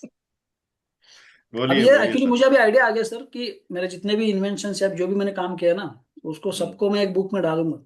और सबको, हम्म। मेरा ये है कि हर एक इंजीनियरिंग कॉलेज के स्टूडेंट्स को ऐसा पढ़ना चाहिए, आगे आना चाहिए। मैं बहुत से, सर, इसके लिए इसको मैंने एक अलग। इंजीनियरिंग कॉलेज के स्टूडेंट्स तक तो पहुंचाइए ही, लेकिन मैं हाँ। ये चाहता हूं कि इसको इतना सिंप्लीफाई कर दीजिए कि जो बच्चा यस, फोर्थ फिफ्थ का स्टूडेंट भी है, यस, उसको यस, टेक्नोलॉजी से, इनोवेशन से इतना प्रेम हो जाए, इतना यस, उसके अंदर पैशन आ जाए कि उसको लगे कि मैं भी कुछ अगर अपने ढंग से बनाता हूं तो वो भी दुनिया के लिए इंपॉर्टेंट हो सकता है। तो इसको यस। कॉमिक फॉर्म में, एनिमेशन के फॉर्म में, हाँ। स्टोरी टेलिंग के फॉर्म में, किसी भी तरह से बच्चों को इग्नाइट करना। क्योंकि सर देखो, आप वो काम कर रहे हो जो doctor APJ Abdul Kalam as a president कर रहे थे, अरे सर। है ना? तो आप, आपके ऊपर दारोमदार है कि हिंदुस्तान को सर, मतलब जर्मनी को तो खैर बेस्ट कंट्री माना जाता है टेक्निकल इनोवेशंस के लिए और टेक्निकल एक्सपर्टीज के लिए। जर्मनी के बहुत सारी चीजों को हम इंडिया में यूज कर रहे हैं। मैं भी यस। इंदौर में एक, बताऊं आपको, आईटीआई कॉलेज में एडमिशन हुआ था मेरा 12th के बाद में। अच्छा। ऐसा ही जबरदस्ती मेरे को करवा दिया गया था कि आपको कुछ ना कुछ करना पड़ेगा, नहीं तो फिर आप मतलब आपकी खेल में ज्यादा रुचि है, आपको कुछ ना कुछ एग्जाम निकालना होगा जिससे हमको लोग को भरोसा लगे कि कुछ ना कुछ आप कमा सकते हो। तो इन्होंने मुझे हाँ, हाँ, Indo German tool room Indore में, हाँ, है हाँ, ना सर, मालूम है। Yes, आईजीटीआर, yes. इंदौर में advance diploma in tool and die making course में इन्होंने एडमिशन करवाया था। वो ये ऑल यार इंडिया वो बहुत एंट्रेंस हुआ बढ़िया था, है सर मैंने वो। निकाल। वो बहुत बढ़िया हाँ। था, मैंने उसमें ट्राई किया था, बट शायद मेरा उस टाइम सिलेक्शन नहीं हुआ था। सर मैंने भी वहां से 3 दिन का कोर्स किया है सीएनसी में, जब हाँ। अच्छा। हाँ। डिप्लोमा किया था उसके बाद में। हाँ, सावेर रोड पे है आईजीटीआर। हाँ। हाँ। हाँ। हाँ हाँ, जी वहां से सर। किया। तो क्या है, वहां पर इंजीनियरिंग के सर एमटेक वाले, बीटेक वाले सब आते थे, हाँ, और हम ये सोचते थे कि यार देखो, हम तो 12th करके डायरेक्ट यहाँ आए, तब भी हम लोगों से सीखने के लिए लोग आ रहे हैं। इसका मतलब कि देखो, ये चीज की वक्त तो है। लेकिन हाँ, सर मैं बताऊं आपको, मेरा बिल्कुल भी उसमें रुझान नहीं था। मुझे इंजीनियरिंग ड्राइंग का ई भी नहीं समझ में आता था। मैंने बोला कि थियोरी में नंबर ला के क्या होगा, हाँ, सही। इंजीनियर होना चाहिए तो अमोल भाई जैसा होना चाहिए, है कि नहीं, कि जो इनोवेशन ला सके, कुछ इनोवेटिव सॉल्यूशंस दे सके। तो मैंने बोला कि मैं ये गद्दारी खुद के साथ नहीं कर पाऊंगा, है ना, कि मैं दुनिया को बताऊं कि मैं एक इंजीनियर हूं। बाद में उसमें कौन सा सेकेंड ईयर पेपर बी में भी चाहिए एडमिशन प्लीज? मिल रहा था, कौन सा पेपर 4 ईयर के चाहिए? एडवांस डिप्लोमा को चार कंप्लीट चाहिए। करने के बाद। नहीं किया मैंने वहां से, लेकिन मेरा एक फ्रेंड है, उसने ऑल इंडिया गेट बैग में दे दो। नंबर 1 रैंक वहां से, मतलब पढ़ाई करने का, फिर उसने बी की पढ़ाई की और नंबर 1 गेट में भी उसका सिलेक्शन हुआ था। उसका नाम है गौतम सुनेजा, आज यूएस में है वो। तो मतलब मुझे लगता है कि टेक्निकल एक्सपर्टीज जो है, अगर आपकी किसी भी डोमेन में है, तो आप अपनी यस। जगह बना सकते हो और अपना नाम, अपनी अपनी अलग छवि बना सकते हो। तो आपने ये सब किया। तो अब तो मेरे दिमाग में एक बात घर कर गई है कि टेक्निकल टेक्सटाइल के फील्ड में अगर कुछ भी नया करना है, कुछ भी, कुछ ऐसी प्रॉब्लम है जो एग्जिस्ट करती है, उसके लिए मुझे सीधे हिंदुस्तान में एक व्यक्ति को अगर संपर्क करना है तो उनका नाम है अमोल पाटिल। कभी भी तो सर, कभी भी उसके लिए एनी टाइम रेडी हूँ मैं। और क्या मुझे बात। इन्वेंशन से बहुत प्रेम है एकदम। गौरव जी। जी सर। जी नमस्ते। नमस्ते नमस्ते हर्षद सर। जी, नमस्कार। मैं, एक हमारे मित्र है परमानंद जी, अच्छा अच्छा। हाँ।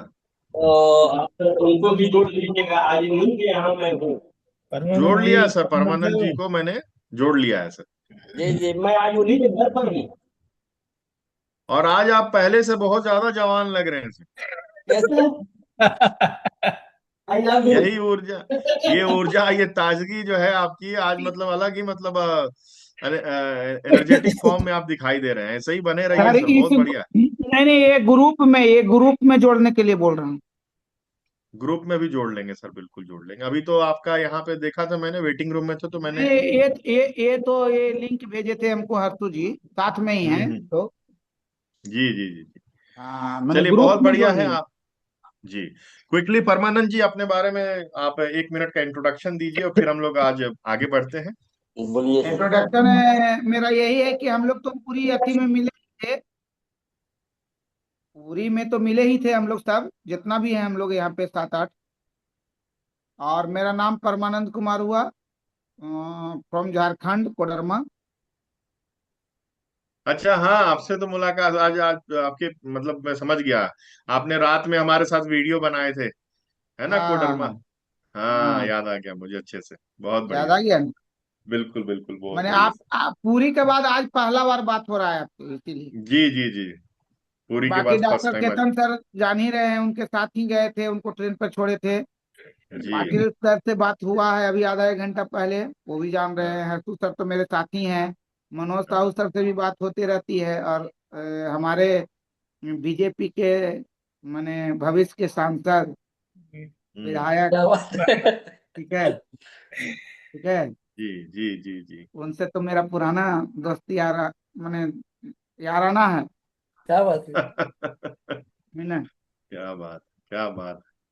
और आपके नाम के एक और बहुत हिंदुस्तान के बड़े संत हुए थे, उनका नाम था परमानंद योगानंद, है ना। हाँ तो, हाँ तो योगानंद और परमानंद जो है ना, हम भी वही संत से जुड़े हुए हैं। क्या बात है। हाँ, देखिए क्या बात, बहुत बढ़िया। कहाँ, भागलपुर से। क्या बात। संत परमहंस मत ही, योगानंद ना।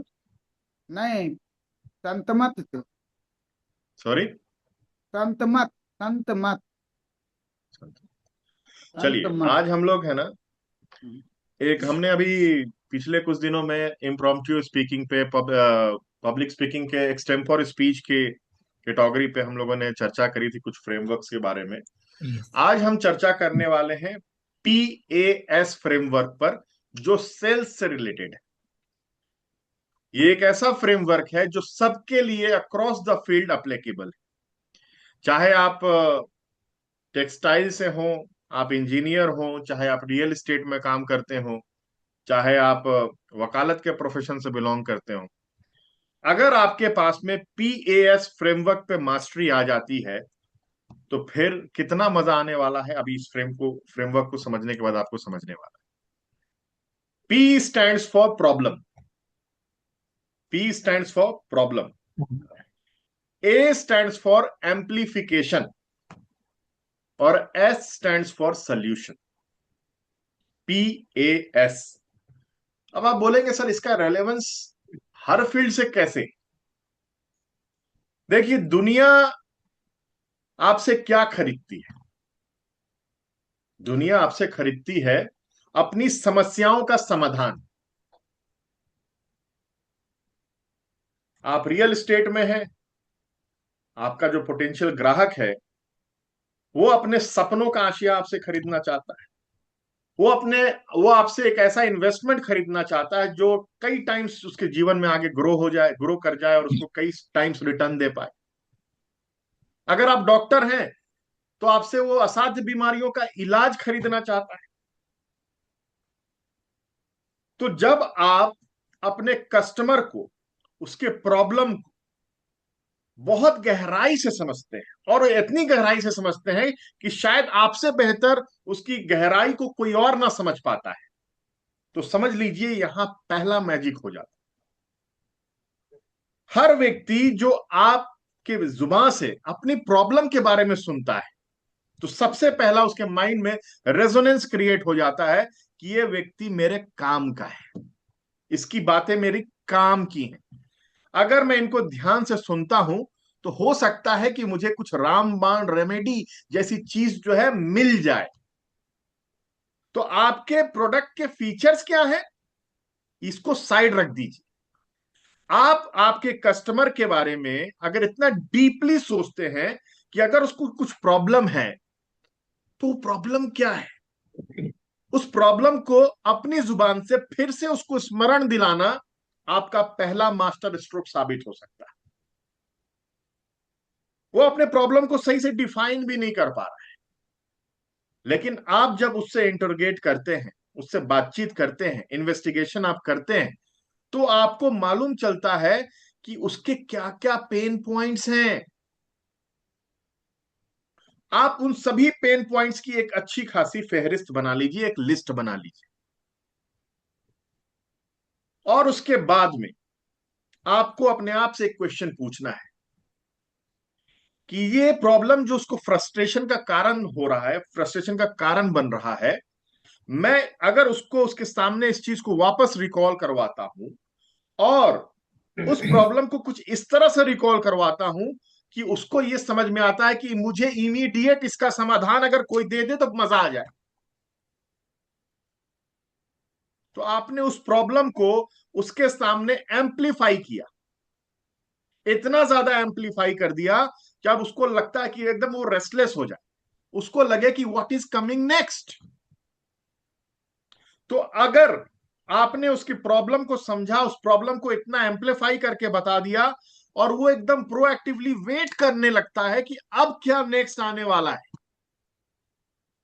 तो अगर आपके पास में उस फील्ड से संबंधित, उसकी समस्या से संबंधित वो समाधान है जो ढूंढना चाहता है, तो समझ लीजिए कि आपको उसको कुछ बेचने की आवश्यकता नहीं होने वाली। एज ए पॉलिटिशियन आप अपने कार्य क्षेत्र में लगे हैं, आप जानना चाहते हैं कि आखिर मेरे पास ऐसा कौन सा समाधान हो जो इनको दूसरे नहीं दे पा रहे हैं। ऐसी इनकी कौन सी समस्या है, वास्तविक समस्या, जो एड्रेस अभी तक हो ही नहीं पाई। सपने बहुत लोगों ने दिखाए लेकिन समाधान तक पहुंचा कोई नहीं पाया। आप अगर डॉक्टर हैं और आपके पास में उनकी उस प्रॉब्लम को समझने की इतनी इंटेंसिटी है कि कस्टमर आपसे खुलकर अपनी समस्या बता पा रहा है, आप जितना पूछ रहे हैं उतना ज्यादा बता पा रहा है, और आप उसकी प्रॉब्लम को एग्जैक्टली वैसा डिफाइन कर दे रहे हैं जैसा उसको महसूस हो रहा है, यहां इसकी वजह से ही तो प्रॉब्लम है।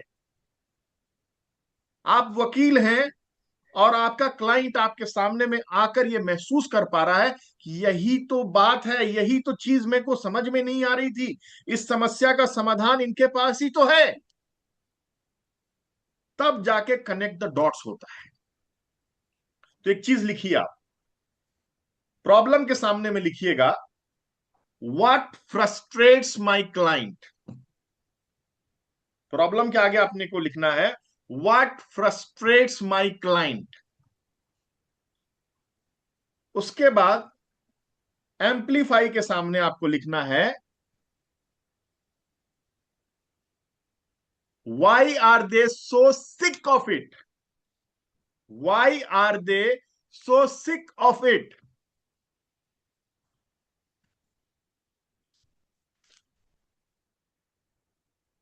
तो पहली बात, व्हाट फ्रस्ट्रेट्स माई क्लाइंट, ये आपको समझना है, बहुत अच्छे से समझना है, एकदम क्लियर होना चाहिए आपको कि क्या है उसकी फ्रस्ट्रेशन का कारण। ठीक है।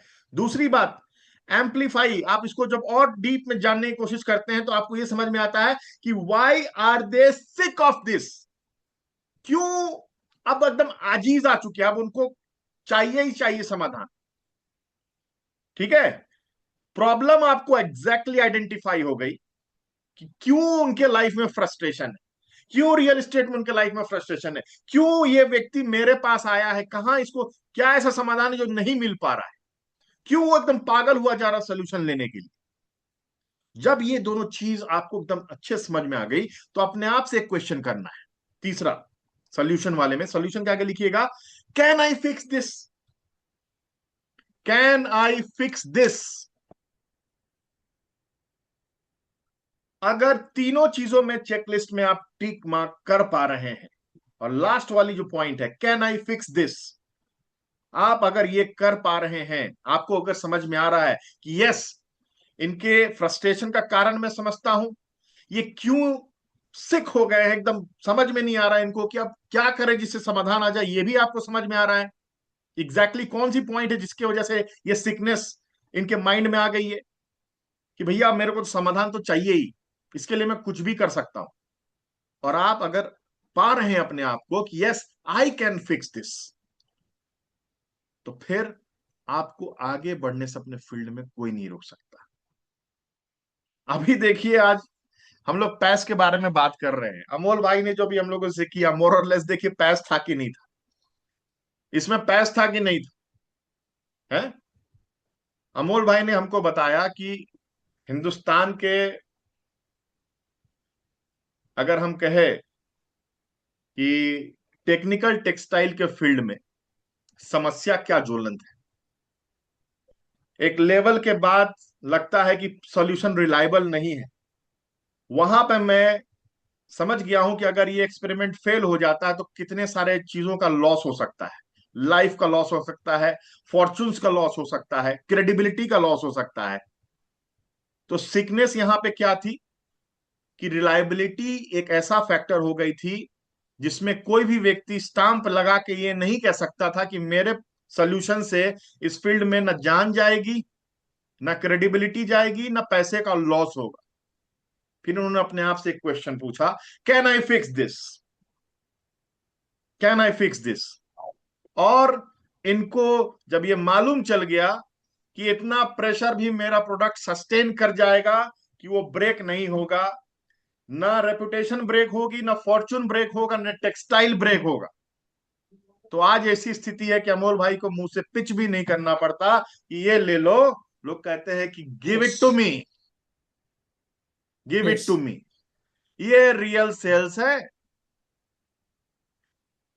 कोई भी टेक्स्ट बुक, कोई सा भी डेमोन्स्ट्रेशन खुद के निकाले हुए एक्सपीरियंस से बड़ा नहीं हो सकता है।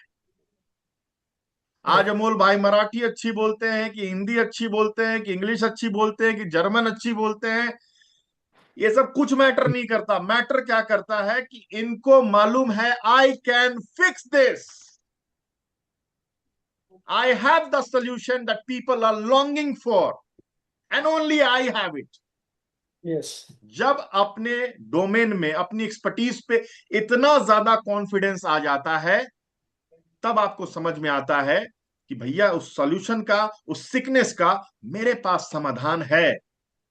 तो दुनिया के सामने आपको कुछ भी पिच करने की भी आवश्यकता नहीं पड़ती। वर्ड ऑफ द माउथ, खुद ब खुद पब्लिसिटी हो जाती है, डील्स लिख लिए जाते हैं, क्लोजर्स हो जाते हैं।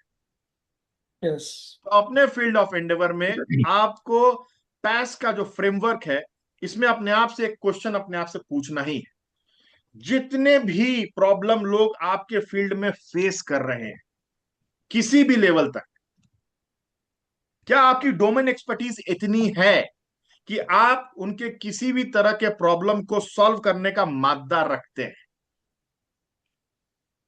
क्या उस फ्रस्ट्रेशन से जो उनको सीकनेस महसूस हो रही है, उनको लग रहा है कि अब ये अनबियरेबल है, कोई तो आ जाए, कोई तो आ जाए समाधान दे जाए, क्या उसके तलाश करने की अवस्था वाले मोड को आप समझ पा रहे हैं?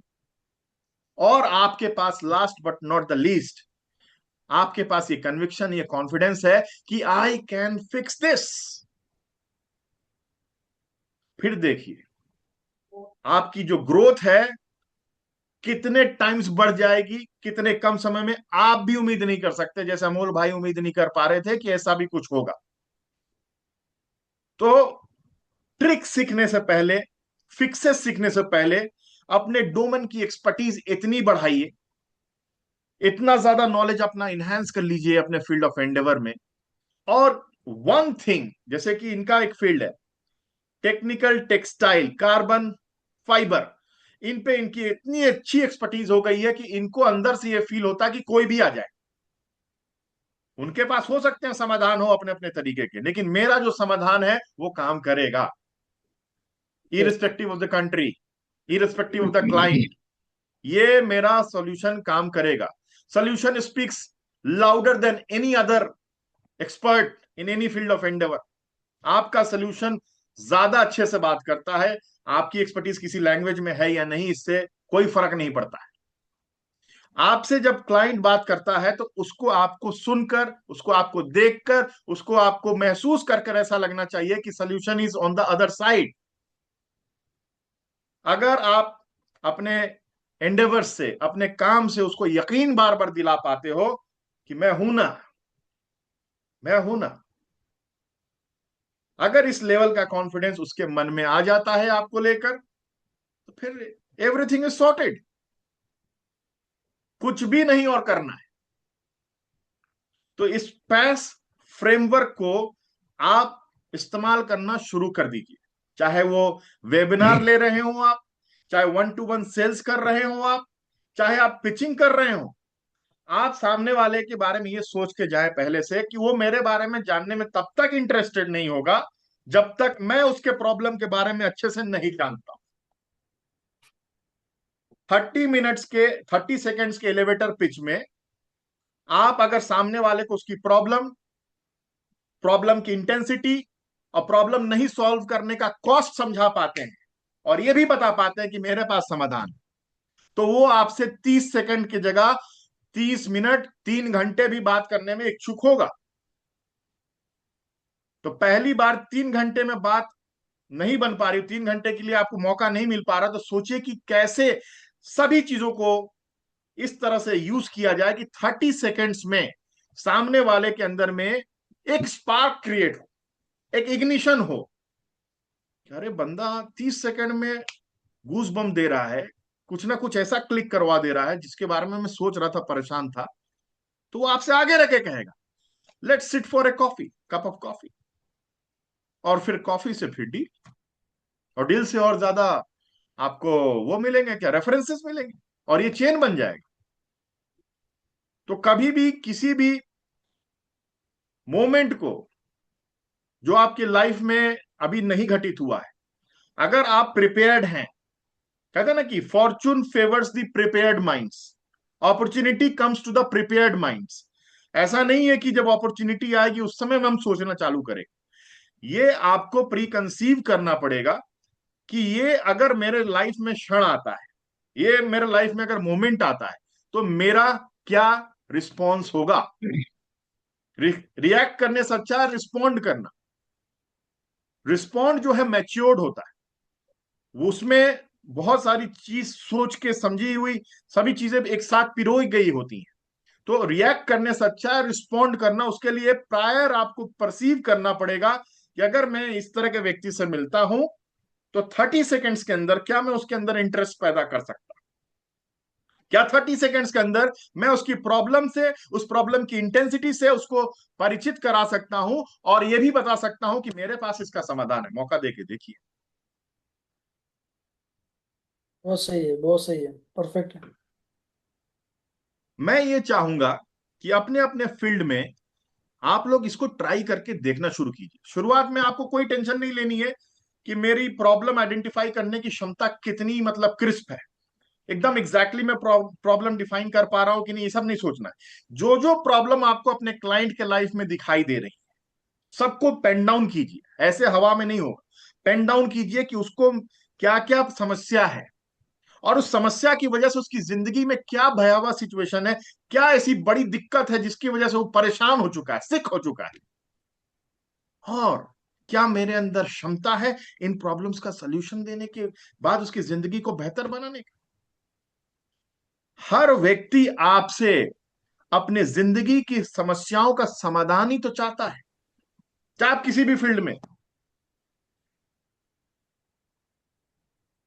चाहे राजनीति में हो, आप किसी पार्टी के लिए आप कितने वैल्यूबल हैं, डॉक्टरी के फील्ड में कोई बड़ा से बड़ा पेशेंट, छोटा से छोटा पेशेंट, अगर उसको मालूम है कि प्रॉब्लम की इंटेंसिटी क्या है, प्रॉब्लम की ग्रेविटी क्या है, प्रॉब्लम कितना ह्यूज है, इनॉर्मिटी क्या है, तो कुछ भी कीमत चुकाने के लिए वो तैयार हो जाता है, मैनेज करता है। तो आपको सबसे पहले तो मुझे सेल्स में ना सबसे बढ़िया चीज क्या लगती है, अगर कोई व्यक्ति अपने फील्ड का डॉक्टर बन जाए। डॉक्टर करता क्या है, वो क्वेश्चन करता है। आप देखना कोई भी अच्छा डॉक्टर तब तक प्रिस्क्रिप्शन नहीं बनाता है जब तक कि एक एक समस्या जो पेशेंट के मन में है वो जान नहीं लेता है। कब से दर्द हो रहा है, कैसा दर्द होता है, दवाई कौन सी ली थी, खाना क्या खाया था, पहले भी ऐसा रेकर हो चुका है क्या, कितने दिन तक ये दर्द रहता है, गर्म पानी पीते हो तो क्या होता है, ठंडा पानी पीते हो तो क्या हो। मतलब 10 लेयर्स डीप जाके वो क्वेश्चन करना जारी रखते हैं, और जब वो क्वेश्चंस कर लेते हैं तो उन्हीं क्वेश्चंस में से पेशेंट को भी समझ में आता है कि समाधान इसका क्या है। डॉक्टर बिना बताए हुए भी कोई पेशेंट को समझा देता है कि समस्या का समाधान तो वही है जिसको तुम अभी देख भी नहीं पाए थे, तुम्हारे क्वेश्चंस में ही तुम्हारा आंसर छिपा हुआ है।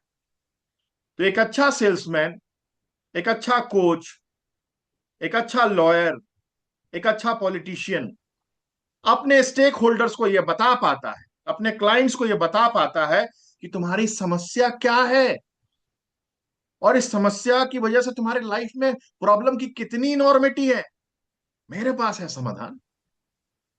तुम्हें समाधान चाहिए तो मैं हूं ना, मैं ला के दूंगा तुमको वो चीज जो तुम वर्षों से खोज रहे हो लेकिन तुमको मिल नहीं पाई।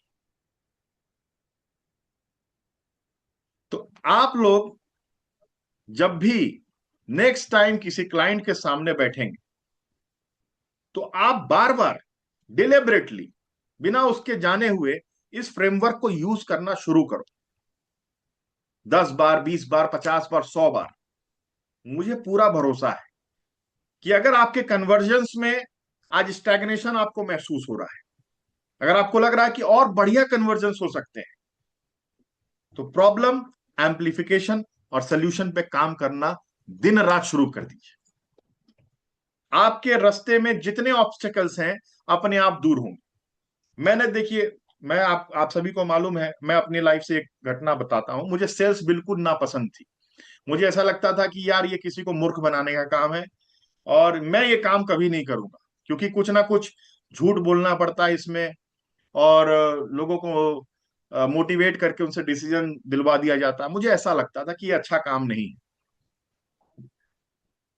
लेकिन जब मेरे प्रोफेशन की ये नीड बन गई कि अगर मैं एडवांसेस नहीं करूंगा, नए लोन्स नहीं दूंगा, तो फिर मेरी बैंक बैंक जो प्रॉफिटेबिलिटी बनाती है वो बना नहीं पाएगी। इसका मतलब मुझे बैंक को प्रॉफिट अर्न करके देना पड़ेगा। तो फिर मैंने देखा कि अगर मेरे पास ऐसा क्या है जो मैं कस्टमर को ऑफर करूं, और कस्टमर जो है तमाम बैंकिंग चैनल्स आज उपलब्ध हैं, प्राइवेट बैंक्स हैं जो कि ऑनलाइन जो है लोन दे देती हैं, ज्यादा लोन दे देती हैं सरकारी बैंकों से, इजिली दे देती हैं, बिना गारंटर के दे देती हैं। तो मैं इनके साथ कैसे कंपीट करूं? तो मैंने देखा कि सरकारी बैंकों से लोन लेने वाले कौन से लोग हैं। सबसे पहले मैंने ये आइडेंटिफाई किया, तो मुझे ये समझ में आया कि जितने भी शानदार कस्टमर हैं इंडिया के अंदर, जिनका सिबिल स्कोर बहुत शानदार है, उनको बस रेट ऑफ इंटरेस्ट कम चाहिए, उनको चीटिंग कम से कम चाहिए, उनको लीगल टर्म्स बिल्कुल क्लियर चाहिए, जो कह दिया वही बाद में चाहिए। मैंने देखा कि यार ऐसे अच्छा है आप। बहुत सारे ऐसे लोग हैं जिनको बस ये इनाम चाहिए कि हम अच्छे कस्टमर से, हमारा सिविल स्कोर हमारे बारे में बता रहा है, हमको इसका कुछ बेनिफिट मिलना चाहिए। तो मैंने पूरे एरिया की मैपिंग करी, और मैंने पूरे एरिया के मैपिंग के दरमियान मुझे ये मालूम चला कि इस कम्युनिटी के लोग, इनका रिपेमेंट शेड्यूल जो है बहुत शानदार रहा है। मैंने सबकी जो है आधार और पैन से सिविल निकाल के करीबन 500 से 700 लोगों के बीच की जो है सिविल स्कोर मैंने कंपाइल करी, और उन सबको 2-3 महीने तक स्टडी करता रहा। बीच में करता रहा सेल्स का काम, लेकिन 500-700 लोगों की पूरी सिविल उस क्षेत्र के ऐसी मैप पर कर ली, और एक एक चीज उनका रिपेमेंट शेड्यूल ऐसे स्टडी किया कि मुझे समझ में आ गया कि ये नियत वाले कस्टमर्स हैं, मुझे इन पे फोकस करना है। और सर, मैंने हर गांव में जा जाकर खुद से एक वो भोपा खरीदा, और भोपे के साथ में अपनी ही गाड़ी पर बैठकर चालू हो गया कि अगर आप इज्जतदार व्यक्ति हैं, अगर जबरदस्त आपने अपनी जबरदस्त। सिविल स्कोर मेंटेन कर रखी है, तो आपको कहीं और भटकने की आवश्यकता नहीं। हम करते हैं आपका सम्मान। आइए जुड़िए, केसीसी हिंदुस्तान में सबसे कम दरों पर उपलब्ध है। अगर आपको कमर्शियल व्हीकल चाहिए तो हम जानते हैं कि आप अपना ईएमआई कभी मिस नहीं करेंगे। आप हमसे संपर्क कीजिए, कम से कम ब्याज दर में सबसे कम समय में आपको कमर्शियल वाहन उपलब्ध कराएगी बैंक ऑफ इंडिया। ठीक है, इस तरह से मैं कैंपेनिंग करना चालू किया भाई साहब। और आपको मैं गजब बता सर। दूं, आज के समय में अगर उन 25 गांव में, शायद इसमें संजय बागवान भी है, संजय, जी संजय सर। जी, हाँ, जी सर। क्या आप इस बात इत्तेफाक रखते हैं कि आपने सभी बैंकों को छोड़ के बैंक ऑफ इंडिया से लोन लिया था? जी सर। क्यों लिया था? जब पहली बार सर मैंने बैंक ऑफ इंडिया से लिया, क्योंकि हमारे गांव में बैंक ऑफ इंडिया एक बैंक ऐसी है जो कि कम मतलब कि इंटरेस्ट पे ब्याज देती है, मतलब क्या लोन बात देती ठीक है। है, आप ये बताइए कि आपके घर से बैंक ऑफ इंडिया कितनी दूर थी जहां पे आप लोन ले सकते थे लेकिन नहीं लिया था? पास में ही है। कितनी दूर पे? 100 मीटर की दूरी पे, 100-150 मीटर की दूरी पे। और मेरी ब्रांच आपके घर से कितनी दूर थी? 20 किलोमीटर दूर है, 20-25 किलोमीटर दूर है। अरे तो बाप रे। घर के बगल वाली ब्रांच से क्यों नहीं लिया, मेरे से क्यों लिया? सर वो क्या है कि उनका व्यवहार थोड़ा ऐसा है कि हमारे यहाँ पे किसान लोग हैं, तो वो किसान लोगों पे ज्यादा फोकस करते हैं। अच्छा, तो मतलब आपको ये जी लगा कि बिजनेस में आप उतरे हो और आपको, आप उस तरह के परिवार से नहीं हो, स्ट्रांग आपका रूट्स नहीं है जहां पे जी आपके पास बहुत सारी खेती हो, जिससे उनको मालूम चल सके कि जी। आपकी वास्तविक वक्त क्या है। उन्होंने वो रिस्क लेना समझा नहीं, राइट? मैंने नहीं नहीं, आपके जी केस सर, में बिल्कुल क्या वो देखा, ना। आपके पास क्या अच्छा था? जी सर, वैसे भैया का सिविल स्कोर अच्छा था और मेरा भी सिविल स्कोर अच्छा था। हाँ, तो और फिर मैंने उसी को हमारी क्राइटेरिया प्राइवेट बनाया। जी सर, और काफी टाइम से हम के प्राइवेट बैंकों से हमारे जो ट्रकों ने वो लोन चल रहा था, हम पे काफी इंटरेस्ट था, फिर भी कंटिन्यू किस्त उनकी रही है, एक भी ड्यू नहीं हुई। क्या आपको ये बताया किसी ने कि आपके प्राइवेट ट्रक पर आपको 36% का ब्याज लग रहा था? सबसे पहला कौन व्यक्ति था नहीं जिसने सर, बताया? आप ही ने बताया था, बाकी ये किसी ने नहीं बताया, क्योंकि वो बताते कि 12% लग रहा है। ओ बाप रे। देखिए, इस भाई के भाई को मैंने अभी ट्रक फाइनेंस करी अपनी ब्रांच से, 20 किलोमीटर दूर रहता, जबकि 100 मीटर की दूरी पर बैंक ऑफ इंडिया की दूसरी शाखा है। और बैंक ऑफ इंडिया में सर्विस अच्छी होती है, ये भी जानता है। लेकिन बावजूद मैं इससे कनेक्ट क्यों कर पाया, ये समझिए। सिर्फ सिविल को इतने अच्छे ढंग से मैंने स्टडी किया, मैंने देखा कि बंदे की रिपेमेंट हिस्ट्री में कोई प्रॉब्लम नहीं। फोन पे जब बातचीत हुई तो बड़ा ही अच्छा बंदा साउंड कर रहा था। मुझे लग रहा था कि इसके अंदर में भले ही क्लैरिटी नहीं है अपने पावर को लेके, लेकिन मुझे ये बंदा स्पेशल दिख रहा था कि जो बैकग्राउंड नहीं होने के बावजूद 3-3 ट्रक कर लिया अपने पास में। ठीक है, तो मैंने बोला कि let me take a leap of faith, और उसके सिविल रिकॉर्ड को बेस बनाकर मैंने एक लीप ऑफ फेथ ली। इसके भाई को लोन हो गया। क्या उसके लिए तुमको कुछ कमीशन देना पड़ा मुझे अलग से? जी नहीं सर। नहीं देना पड़ा ना। तो नहीं, मैंने देखा कि और जहां काफी पर भी फास्ट काम भी हुआ सर। हाँ, हाँ कहीं कहीं पर भी दूसरी जगहों पर क्या हो रहा था कि लोग जो हैं इस काम के लिए अलग से कमीशन ले रहे थे, किसी एजेंट के थ्रू इनको कह रहे थे आने के लिए, मिलने के लिए। इनका फायदा हो या ना हो, इसके ऊपर उनका कोई ध्यान नहीं था। बैंक से बस लोन हो जाए और उनके शीट्स में ऐड हो जाए कि हमने एक अच्छा फाइनेंस किया है। मैंने हम्म। बस ये देखा कि जो भी अच्छा व्यक्ति है, जिसके अंदर में अपने सिविल को लेकर इतना प्रेम है कि वो एक दिन से भी जो है अपना रिपेमेंट हिस्ट्री मिस नहीं कर रहा है, तो ऐसे व्यक्ति को क्यों नहीं बैक करूं मैं? बस मैंने अपना ये क्राइटेरिया बनाया। मेरी ब्रांच को उस जगह पे आए हुए 6 से 8 महीने ही हुए, ज्यादा नहीं हुए ना भाई। जी सर।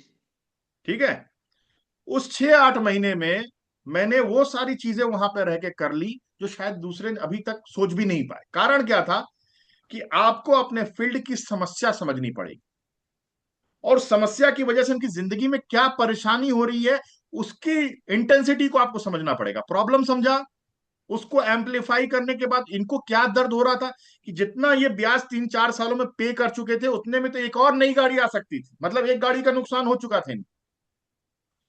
ठीक है, और मैंने बोला कि भाई सिविल अच्छी है, व्यक्ति ईमानदार दिख रहा है, इसका कंडक्ट अच्छा है, मैंने इंटरव्यू किया, इंटरोगेट किया, मुझे हर तरह से अच्छा लगा। तो और मुझे क्या चाहिए? सीए के माध्यम से तो बहुत तरह के रिकॉर्ड्स मैनिपुलेट होकर आपके सामने सब कुछ एकदम अच्छा ही अच्छा लगता है, लेकिन असली चीज जो है सिविल बता देती है कि व्यक्ति कितना बढ़िया है। बिहार में तो आजकल क्या हो रहा है कि अगर आपकी सिविल अच्छी नहीं है और आपकी शादी फिक्स हो गई है, तो शादी कैंसिल हो जा रही है। कि जो व्यक्ति अपनी सिविल अच्छी मेंटेन नहीं कर सकता है, वो जो है कमिटमेंट में कभी ना कभी फेल हो सकता है, और अपनी बेटी को हम ऐसे रिस्क में नहीं डाल सकते। ठीक है, तो मैंने मैंने क्या किया, मैपिंग करी और फिर प्रॉब्लम समझा लोगों को कि भैया अच्छे ग्राहक को अगर मैं कम रेट ऑफ इंटरेस्ट में दूं तो वो तो सर्व कर ही रहे हैं अपना ईएमआई समय पे। और अगर उनको सही जानकारी हो, बारंबार हो, रिपीटेशन के साथ में हो, तो फिर क्या होगा कि कहीं ना कहीं उनको हुक क्रिएट होगा और वो जो है मेरे से जुड़ जाएंगे। आज वर्ड ऑफ द माउथ हो गया है। मैं सर बता रहा हूं, मेरे पास रिसोर्सेस कम पड़ गए। मैं अपने जोनल ऑफिस से ये मांग कर रहा हूं कि मेरे ब्रांच में 4 स्टाफ और बढ़ाए जाएं। मेरे पास आज के डेट में 12 से 14 करोड़ की लीड ब्रांच में पड़ी हुई है, जिसको मैं चाह के भी जो है तुरंत प्रोसेस नहीं कर पा रहा। तो ये जो है 8 महीने के दरमियान ऐसा हो गया। तो कहने का मेरा मतलब ये है कि आप जिस भी फील्ड ऑफ एंडेवर में हैं, सबसे पहले आपको कस्टमर किन प्रॉब्लम से होकर गुजर रहा है, उसको थरो इन्वेस्टिगेट करना है। इतना थरो करना कि आपसे थरो और कोई ना कर सके। फिर उसको लेवल ऑफ उसकी सिकनेस, लेवल ऑफ उसकी प्रॉब्लम उसको एहसास करवा देनी है कि ये समस्या आपके साथ में है, और अगर ये समस्या का समाधान आप चाहते हो तो मेरे से जुड़ो। मेरे से जुड़ोगे तो समस्या का तो समाधान होगा ही, साथ में आपको ये भी एहसास होगा कि कॉस्ट ऑफ लॉस्ट अपॉर्चुनिटी क्या थी। ये पॉइंट जब जैसे ही मैं शेयर करता हूं अपने कस्टमर्स के साथ में, वो बार बार कहते हैं कि सर आपसे पहले जुड़ गए होते ना, अच्छा लगता, आनंद आ जाता। आज मेरे कस्टमर जानते हो, आज मेरे पास एक लीड आई तिल्लोर ब्रांच से। तिल्लोर ब्रांच का कस्टमर मेरे यहाँ से 35 किलोमीटर दूर होगा, 35-40 किलोमीटर। वो बोल रहा आप कर दो सर, आपसे ले लूंगा। वहां मैं बोला आपके घर के बगल में, वहां से क्यों नहीं ले रहे हो? बोला नहीं सर वो सेटिस्फेक्शन नहीं हो। तो जब कस्टमर दूरी को भी गौण मानने लगे, एक्स्ट्रा उसको पेट्रोल लगेगा उसको भी गौण मानने लगे, तो समझो कि आपने अपनी पिचिंग सही से की है। तो पीएएस को रोज अपने आप को मूल्यांकन करना है कि प्रॉब्लम में कितनी इंटेंसिटी के साथ समझ पा रहा हूं, उसको एम्पलीफाई करके उसको बता पा रहा हूं कि नहीं, और मेरे पास उसका समाधान कितना सॉलिड है। रोज इस फ्रेमवर्क पे काम करो, अपने आप को रिफाइन करो। कोई आखिरी दिन नहीं होगा जिस दिन आपको लगे कि आप परफेक्ट हो गए हो, लेकिन हर रोज जब आप इसको बेटर ढंग से एग्जीक्यूट करोगे तो आपके लाइफ में ग्रोथ सुनिश्चित होगा। मैं बताऊं, जिस दिन मैं ब्रांच में गया था फर्स्ट टाइम इस ब्रांच में, आटा चक्की में बैठकर मैंने शुरुआत करी थी अकाउंट खोलने की। उस समय हमको ब्रिक एंड मोटर स्ट्रक्चर भी नहीं मिला था, और करीबन 8-9 महीने तक मैं वही काम करता रहा, वही ऑपरेट करता रहा। ठीक है, इससे कोई फर्क नहीं पड़ता कि आपकी शोरूम कितनी चकाचक है। आज हर कोई चकाचक रख रहा है। जो आपको डॉज करने वाला है, जो आपको झूठ बोलने वाला है, वो भी चकाचक में ही बैठ रहा है। आपके अंदर का जो चकाचक है ना, वो सामने वाले को कनेक्ट करना चाहिए। तो जो भी बात है, देखिए अगर मैंने आपसे जो बातें कही, मुझे ध्यान भी नहीं था कि संजय भी इस प्रोग्राम में अभी जुड़ा हुआ है, मेरे ध्यान में सच में नहीं था, क्योंकि इसका दूसरे मोबाइल से जुड़ता था अक्सर, है ना? तुम्हारे दूसरे मोबाइल से जुड़ते थे ना आप? यही सर, ये वाला मोबाइल है, बस नहीं, नाम भैया नहीं का था मोबाइल उसमें। कौन सा? अच्छा ठीक है, संजय। अब भैया का अपना पूरा नाम क्या है? राहुल भागवत। राहुल भागवान, सॉरी मेरे को राहुल ध्यान आ रहा है। एनीवे, तो क्या है, जब भी आप कुछ भी करते हो, कहीं से भी दूसरा व्यक्ति अगर उसके बारे में दूसरी बात करता है, तो समझो कि कहीं ना कहीं आप धरे जाओ। कभी भी झूठ को इतने जोर से बोलो, ये सोचते हुए कि सामने वाला तो समझ ही जाएगा, लेकिन आपको ये मालूम नहीं कि किसी दिन भी आप कॉट अप हो सकते हो। कोई भी आपको पकड़ सकता है, फिर वो आपको कंट्राडिक्ट कर देगा सबके सामने। तो जो आपके अंदर से आवाज निकलती है, उसको बैक करो। यकीन करो कि ये जो फॉर्मूला है आपका मोर रिलेटेबल है, मोर लोगों तक कनेक्ट करवा पाएगा आपको, और आपको बार बार इसको याद रखने की आवश्यकता नहीं, क्योंकि ये it emanates from your deepest core. बार बार आप अलग अलग बातें करोगे तो फिर आपकी आइडेंटिटी भी ऐसी बन जाएगी कि ये व्यक्ति तो मैनिपुलेटर है। और हर कोई आज के दुनिया में मैनिपुलेटर, और हर कोई जो है जानता है कि लोग किस तरह से ऑपरेट कर रहे हैं दुनिया में। तो अपनी आइडेंटिटी एक ऐसे ऑनेस्ट सॉल्यूशन प्रोवाइडर की बनाओ अपने फील्ड ऑफ एंडेवर में, कि लोग को लगे कि भैया ऑथेंटिक भी है, इफेक्टिव भी है, और रिलायबल भी है।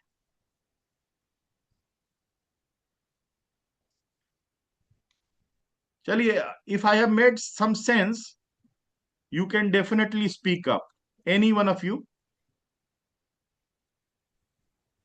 गौरव सर, मैंने पूरा एकदम अच्छे से ऑब्जर्व कर लिया, और हर एक बात आपकी बहुत बहुत एकदम accurate to the laser point सही है कि सामने वाले को जो प्रॉब्लम्स है उसका अगर हमारे पास समाधान है तो आप उसको प्रमोट करो। भले कुछ भी हद तक आप गए, आपने खुद वो भोंपू लेके चले गए, मतलब आप में वो जुनून था कि वो लोगों का प्रॉब्लम सॉल्व करना है। और जब आप ऐसे मिशन पे चलते हो तो ऑटोमेटिकली आपके पीछे दुनिया आती है। भले आप कश्मीर में बैठे और लोग कन्याकुमारी से आ जाओ, आ जाएंगे आपके पास। तो ऐसा ही एक कारवा है, और ये यही बहुत बढ़िया सॉल्यूशन है। और मेरा तो यही काम है सॉल्यूशन देना। जी बहुत जी जबरदस्त है। बिल्कुल। तो देखिए, एक चीज और मैं ऐड करना चाहूंगा यहाँ पे, कि जिस भी फील्ड में आप काम कर रहे हैं, उस फील्ड में अपनी एक कम्युनिटी बनाइए। कम से यस, कम उस कम्युनिटी को पूरा ये एहसास होना चाहिए कि आप जो कहते हो और जो करते हो उसमें डिफरेंस नहीं है। करेक्ट। आप सोच भी नहीं पाओगे कि उसका क्या क्या इम्पैक्ट पड़ने वाला है और आपकी जिंदगी में किस किस तरह से खुशी का सबब बन के वो वापस लौट लौट के आएगा। मैंने एक सर व्यक्ति को, जी सॉरी, बोले। मैं जस्ट पिछले महीने में मैं और विवेक सर डिस्कस कर रहे थे कि विवेक सर को मैंने बोला कि सर आपके माध्यम से, अगर जैसे आपके इंस्टीट्यूशंस है वो सब है, तो उसके माध्यम से हम लोग इंजीनियरिंग स्टूडेंट के पास भी पहुंच सकते हैं जिनको कुछ प्रोजेक्ट्स बनाने हैं, इनोवेशंस करने हैं, तो मैं उनको हेल्प कर सकता हूँ। तो जहां पर भी इंडिया में जितने भी स्कूल्स है, कॉलेजेस है, वहां तक हम लोग पहुंच सकते हैं क्या? वो तो हम लोग डिस्कस कर रहे थे, ताकि इनोवेशंस पूरा सब जगह पे फैल सके। बहुत बढ़िया, बहुत बढ़िया। करिकुलम में सर, करिकुलम में अगर आप आ गए सर, तो फिर यस। आपका जीवन सफल हो गया। आप हाँ अपने वही। जीवन में मॉनेटरीली क्या अचीव करना चाहते हैं वो इरेलेवेंट हो जाएगा जब आप एक एक यस। बुक में हिंदुस्तान के हर प्रांत में पहुंच जाएंगे। पता नहीं जैसे सर अभी उन, पूना का, जैसे मैं खुद बीटेक हूँ, बट पूना का एमटेक का कॉलेज जो एमटेक स्टूडेंट के लिए सिलेबस लिखवा रहा है मुझसे, तो वो एक मेरा अचीवमेंट हो गया। ऐसा भी वो जैसे जहाँ पे ये यवतमाल में कॉलेज है, वो लोग बुला रहे हैं, उनका भी मुझे सिलेबस लिखना है। वो उन्होंने आज मुझे फ़ोन करके बोला कि सर हम लोग भी ऐसा एक डिवीज़न खोल रहे हैं, उसमें आप हमको सिलेबस बनाने में हेल्प करो। तो आप हमारे डायरेक्टर इसमें सिलेबस को हम कैसे लिखना है, क्या लिखना है, कौन से इनोवेशंस में लिखना है, कौन से प्रोडक्ट में लिखना है, ये सब उनको मैं, मुझे अभी पूरा मैं पैटर्न बना रहा हूँ उसका भी। तो एक आप तो बहुत। सर, मेरा मेरा मेरा एक ड्रीम है, पता नहीं आप उसको करना चाहते हैं कि नहीं करना चाहते हैं, लेकिन मैं ये चाहता हूं कि अमोल बोलिए। भाई एक ऐसा इनोवेशन स्कूल बनाए हिंदुस्तान में, जैसे कि यस यस। नालंदा जरूर। विश्वविद्यालय बना था कभी। ठीक जरूर है, सर जरूर। वाह। उस क्या। स्कूल को सबके लिए एक्सेसिबल बनाया जाए, जिसमें भी सर क्षमता ऑलरेडी। होगी प्रिलिमिनरी टेस्ट के बाद वो आए, वहां पर रह के यस। सीखे, अपने यस। इनोवेशन पे गर्व करना सीखे, अपने इनोवेशन को बैक करना सीखे। उस स्कूल का ऐसा पर्पस। सर ऑलरेडी उसका मैंने नाम रखा है, FRP institute of India by Amol Patil. पिछले साल ही रजिस्ट्रेशन किया उसका, और उसके वाह अंदर मैंने क्या बात है और सर। पावरफुल। ऑलरेडी मैंने उसको अपने इंडिया के कम से कम 500 इंजीनियरिंग कॉलेजेस में, स्कूल्स में मैंने मेल डाले हैं, डायरेक्टर लोगों को, प्रिंसिपल लोगों को, टीचर लोगों को, सबको। आज भी मेल डाल रहा हूँ कि किसी को इनोवेशन करना है, प्रोजेक्ट्स करना है, बच्चों को इंटर्नशिप करना है, मेरे फैक्ट्री में आ जाओ, मेरे पास आ जाओ। मैं उनको पूरा टेक्नोलॉजी, जो इतने भी टेक्नोलॉजी है, पूरा सिखाऊंगा उनको मैं फ्री में, वो भी फ्री में। बहुत अगर बढ़िया, इसको करना है किसी को तो मेरे पास आ जाओ। तो बहुत इतना। इनक्रेडिबल है बॉस। ये यस। इंपावरिंग होगा सर, ये रियल कंट्रीब्यूशन होगा आपका। इसको करना है आपको, चालू कर दो यस सर। सर, यस करना ही है मुझे, मैं कर ही रहा हूँ सर। सर कल विवेक सर और मेरी बात हुई थी, और हम्म। 2.5 घंटे तक के बात हुई थी। तो विवेक सर ने मुझे यही चीजें समझाई थी। आज गौरव सर ने जो ये बात समझाया, प्रॉब्लम एम्प्लीफिकेशन सॉल्यूशन, इसी चीज को उन्होंने टुकड़े टुकड़े करके वो बता रहे थे। और अभी ये समझाया ना, तो एक एक वर्ड मतलब समझ में आया, और मैं थोड़ी भी कोशिश कर रहा हूँ आके 2.5 घंटे तक के बताए थे विवेक सर ने मुझे सर कल, और बहुत अच्छे से समझाया था। ये चीजें थी मेरे देखिए, को अभी। ये जो कम्युनिटी है ना, इसमें रेजोनेट करने वाले लोग हैं, है ना। हो सकता है जी विवेक जी जो जिस फ्रीक्वेंसी पे बात कर रहे हो, ठीक है, हम्म, उसको कैच करने के लिए अगर आप भी मतलब बिल्कुल तैयार बैठे हो, तो वो आपको हम्म, रेजोनेट करेगी ही करेगी। और मैं बिल्कुल। देख रहा हूँ इस कम्युनिटी के अंदर में एक कॉमन फीलिंग है, गिव इट बैक वाली।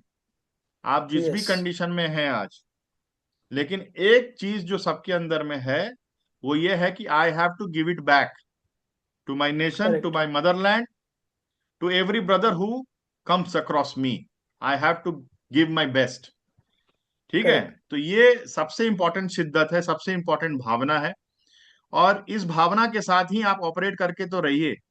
आपका टेस्ट होगा, आपके परीक्षण होंगे, आपको तमाम बार नकारा जाएगा, लेकिन वो सारी चीजें जो हैं एक इतनी ब्यूटीफुल स्टोरी को क्रिएट करेंगी जिससे एक एक हिंदुस्तानी रेजोनेट होने वाला है। मैं गौरव आपसे सर मैं कह रहा आज, हूं आप, जी।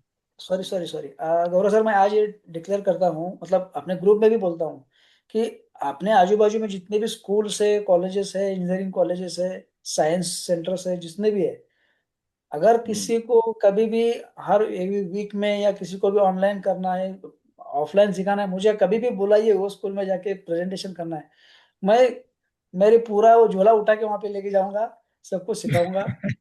रॉकेट बनाने से लेके, मिसाइल बनाने से लेके, बुलेट प्रूफ जैकेट बनाने से लेके, कार्बन फाइबर साइकिल बनाने से लेके, कुछ भी बनाना है उनका वर्कशॉप चालू करूंगा वो हर एक स्कूल में। ये साइंस सेंटर शुरू करना है सर। ये मेरा पहल शुरू हो गया है सर, शुरू करते हैं इसको। वाह, मोर पावर टू यू। और सर इसमें क्या है, गवर्नमेंट ऑलरेडी फंडिंग, बहुत सारा फंडिंग करती है, ठीक है, वो तो एक अलग बात है, बट एटलीस्ट हम लोग शुरू करेंगे सर। वो तो मैं उनके स्कूल में करूंगा। अभी क्या हुआ है सर, हमारे इधर ना एक मैं जो पहले जॉब में था कराड़ में, जहाँ पे हम लोग कार्बन फाइबर फैक्ट्री था हमारा, उसी कराड़ सिटी में एक कल्पना चावला साइंस सेंटर था। जो वहाँ पे कल्पना चावला जी के फादर भी आते थे वहाँ पे, डॉक्टर अनिल काकोडकर, अच्युत गोडबोले जी, इवन जो अभी साइंटिस्ट जो इनका देहांत हो गया हमारे महाराष्ट्र के हैं, उनका, वो सब लोग वहाँ पे हर संडे को अगर महीने में एक बार, 2-3 महीने में एक बार आते थे। तो वहाँ पे मैं मेरी बच्ची को लेके जाता था, वो बहुत छोटी थी तभी, 1-2 साल की, 3 साल की। तो वो हर संडे में वहाँ पे लेके जाता था, वहां से इंस्पिरेशन मिलता था कि वो एक आदमी सब बच्चों को फ्री में सिखा रहा है। वो स्कूल का सर फीस है, साल का 200 रुपये है, साल का। वाह। और वो बंदा सिखा रहा है वहाँ पे, तो मैंने उनको बोला कि सर मैं भी आपको कुछ कंट्रीब्यूट कर सकता हूँ। तो वहाँ पे मैंने कुछ कार्बन फाइबर की हेलमेट्स बना के दे दी। वहाँ पे एक टीचर थे जो जंगल में आग लगती है तो उसको बुझाने में, मतलब उन्होंने क्या किया है कि वनवान निर्मूलन करके है, वो मतलब पहाड़ी इलाकों में जहाँ पे आदिवासी लोग रहते हैं, उनको कुछ तकलीफ ना हो उसके लिए वो बहुत अच्छा ये करते हैं। तो उन्होंने मैंने उनको बोला कि सर आप मेरे फैक्ट्री में आ जाइए, देखिए कि आप क्या उसमें से उठा सकते हैं। तो उन्होंने बोला कि अमोल जी, हमको जंगल में जब आग लगती है उसको बुझाने के लिए हमारे पास कुछ साधन नहीं है, तो आपका ये मटेरियल है, इसको तो आग लगती नहीं है, हमको ये झाड़ू बना के दे दो। तो मैंने उनको 1000 ऐसे झाड़ू बना के दिए थे, लंबे लंबे। तो वो उसको यूज करते हैं वो आग वाह। बुझाने में। तो वो इसको मतलब ऐसे बहुत सारी चीजें करके रखे थी। और वहां बहुत से सुंदर। इंस्पिरेशन मिला ये सब कि बहुत बढ़िया। ये कुछ इनोवेशन कर सकते हैं सर। अब देखिए, आज के इस प्रोग्राम में मैं चाह रहा था कि इसको शुरू में ही बता दूं। एक किताब मैंने ये लिखी थी, यस। है ना, इसका नाम है how hungry are you for success, है ना। इसमें एक कहानी है सर, उस पेज पर है, उसका पेज का नंबर मैं बताता हूँ।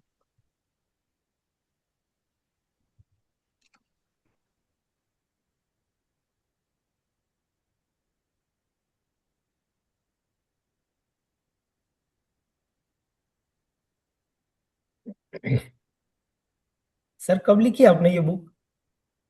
हाँ जी। कब लिखे हैं सर ये आपने बुक बुक? लिखे हुए मेरे को 2 साल हो गए, है ना। और ये अच्छा। वाली तो इसी साल में लिखी थी, ये वाली तो आपको मैंने दिखाई थी, है ना। हम्म। मैं बताता हूँ आपको एक मिनट।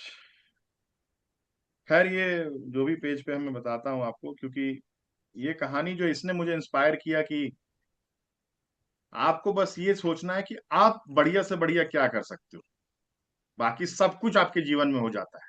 आप बढ़िया से बढ़िया क्या कर सकते हो, जो आपकी क्षमता है, everything else will fall in place for you, and you will be surprise to know कि इतने सारे तरीकों से आपके जीवन में उसी उससे कई ज्यादा गुणा प्रोपोर्शन में वो चीजें आती हैं जिस इंटेंसिटी से आपने दिया।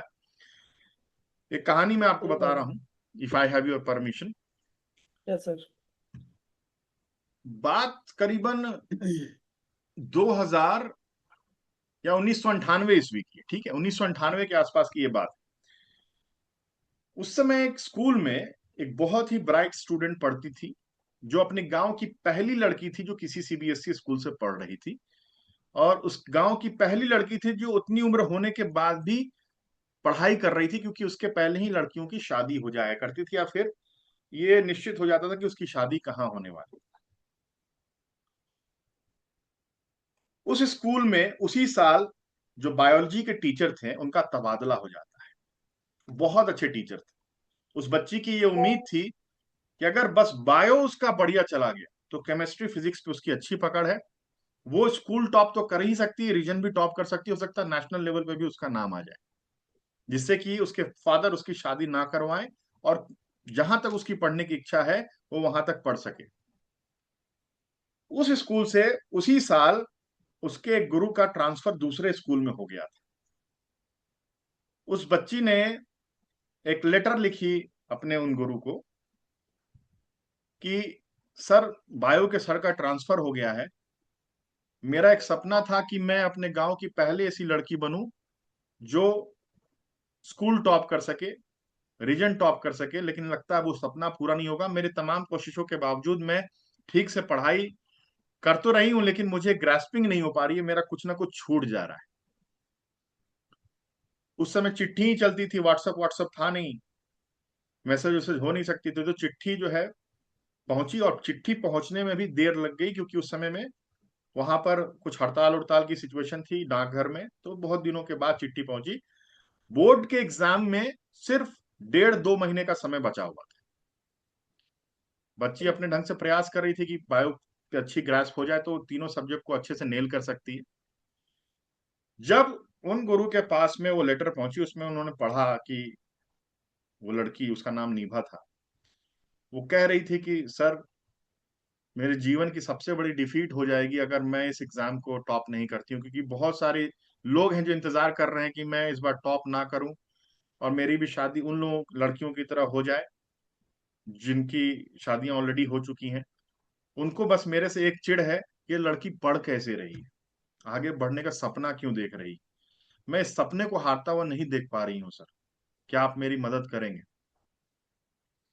अब जिनके पास ये लेटर आई थी वो उस फील्ड के एक्सपर्ट नहीं थे, लेकिन उन्होंने सोचा कि अब मुझे इस बच्ची की हेल्प तो करनी ही करनी है। तो उन्होंने खुद भी बुक्स पढ़ने की कोशिश की, लेकिन चूंकि अब उनका फील्ड था नहीं तो उनको भी समझ में नहीं आया। बोले कि इतने कम समय में उसके वापस भी तो उसको समझाना है, तो कैसे हो पाएगा।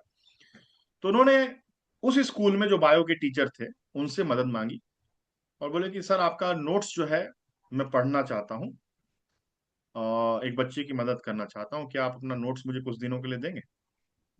बोले सर, अभी बोर्ड्स का एग्जाम सारा, मैं आपको ज्यादा दिन के लिए नोट्स नहीं दे सकता हूँ। बोले कि 2 दिन की छुट्टी है, आप 2 दिन में अगर इसकी फोटो कॉपी करा सकते हैं तो करवा के रख लें। बस इतनी ही मैं आपकी हेल्प अभी फिलहाल कर सकता हूँ, क्योंकि मुझे लगातार क्लासेस लेने में, मेरी नोट्स जो है मैंने बहुत अच्छे ढंग से तैयार की, बच्चों को ध्यान में रख के मैं अभी इसको दे नहीं सकता हूँ। तो उन्होंने बोला ठीक है।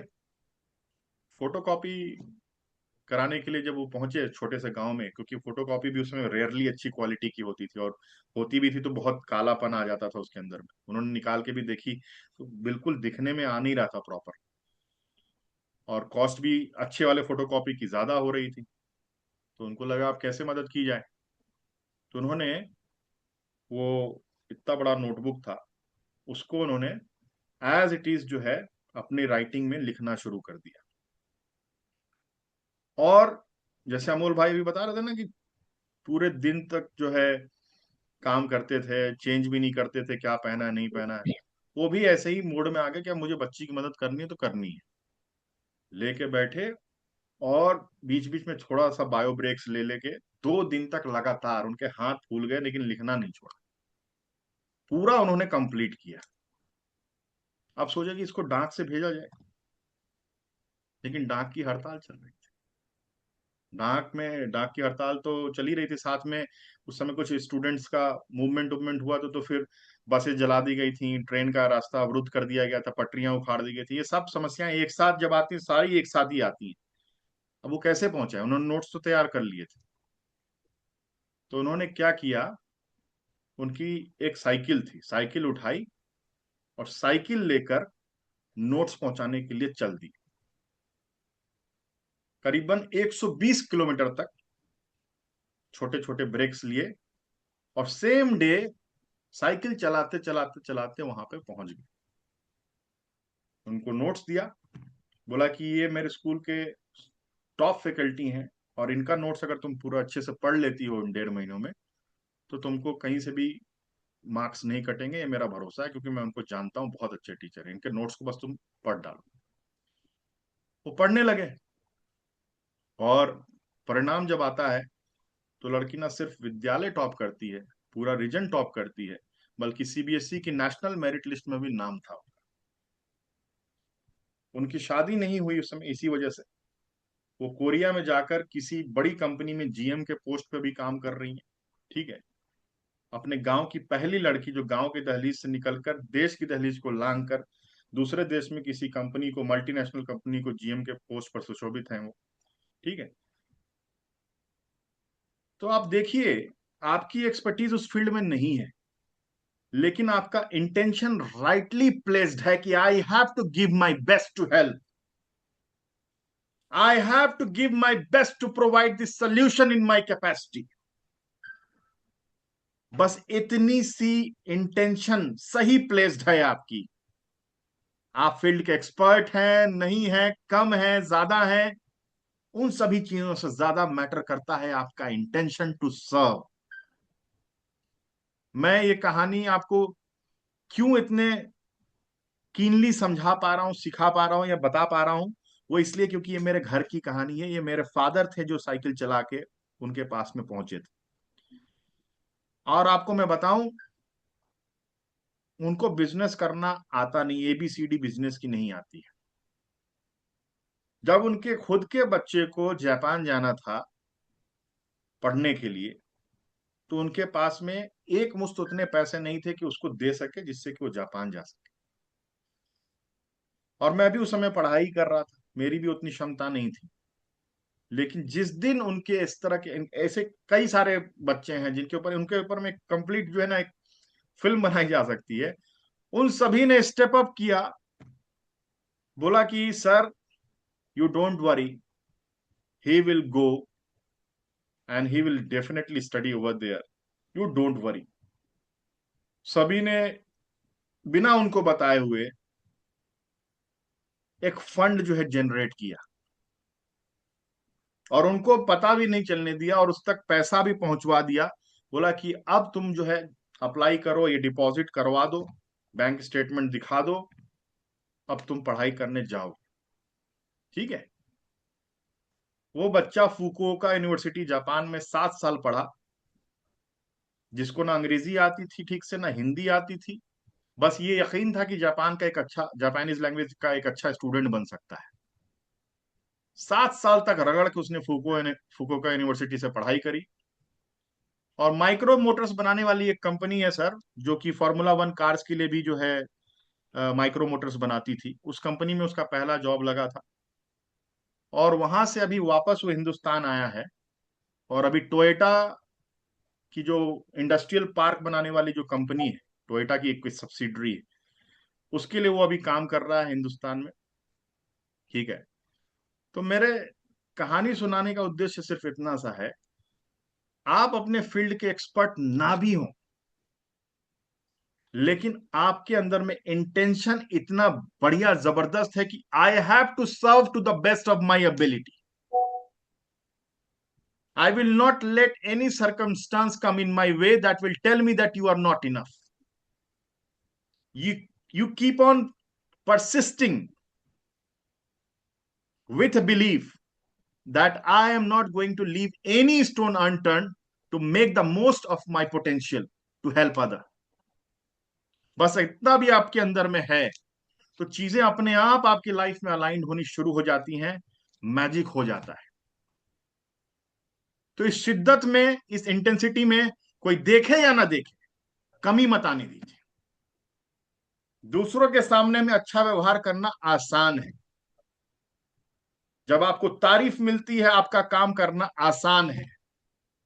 कोई तारीफ ना मिले, कोई कवरेज ना मिले, कोई मीडिया ना देख रही हो, कोई देखने वाला ना हो, उसके बाद भी अगर आप पूरी शिद्दत से, पूरी इंटेंसिटी से अपना काम ईमानदारी से करने का मन रखते हैं, तो ये सोच के डिसअपॉइंट मत हो जाना कि इसको किसी ने देखा नहीं।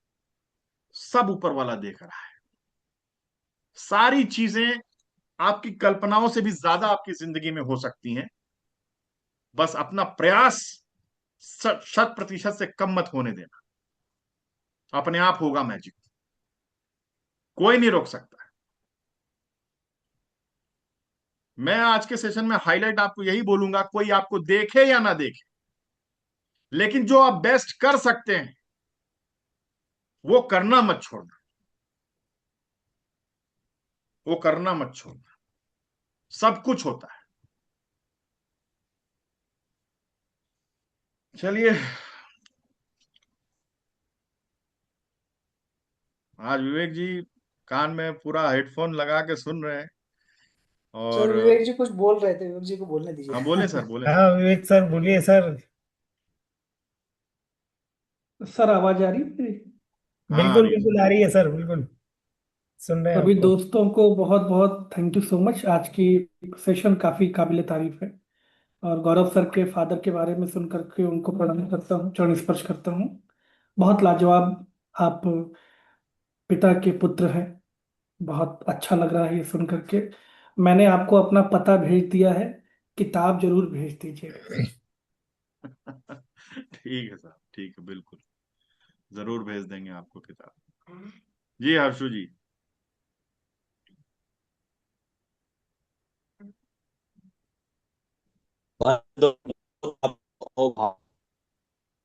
जो आपने इस तरह का प्रोग्राम किया और आपने जीवनी बताई, कई स्टोरियां आपने शेयर की, ये आपके मन मस्तिष्क में भरा हुआ है, जिसने आपने उजागर किया, लोगों को सद्भाव प्रेम दिया। इसके लिए बहुत बहुत धन्यवाद मेरे तरफ से। Thank you sir. दूसरा चीज ये है कि आपने जो लोगों के आज आज जो सेशन है वो प्रेरणा का सेशन है, और आपने लोगों को बता दिया, don't worry, you make warrior. आप चिंतित मत बनो, तुम एक योद्धा हो। और कैसा योद्धा हो वो गौरव जी बता सकते हैं, विवेक जी बता सकते हैं, और हमारे अमोल पाटिल जी बता दिए। तो हमारे साथ इस समुदाय से बहुत अच्छे अच्छे लोग जुड़े हैं और अच्छे अच्छे काम कर रहे हैं। और मैं भी सर एक मेजर एक्शन लेने जा रहा हूं, जो आप लोगों के बीच आज ही मैं कह दिया कि मैं एक रियल एस्टेट की ट्रेनिंग बिहार विधानसभा से कर रहा हूं सर, बहुत बढ़िया। जिसका कि कार्ड मैं आपको लिंक भेज दूंगा, और मार्च के अंतिम महीने में होगी, जहां पर कि 300 लोग मेरे साथ जुड़े रहेंगे। अगर आप लोग आ सकते हैं तो मोस्ट वेलकम, आए। एक दिन का सेशन है, 10 बजे से 5 बजे तक, और वो लोगों को कुछ दे सकते हैं तो आप दें।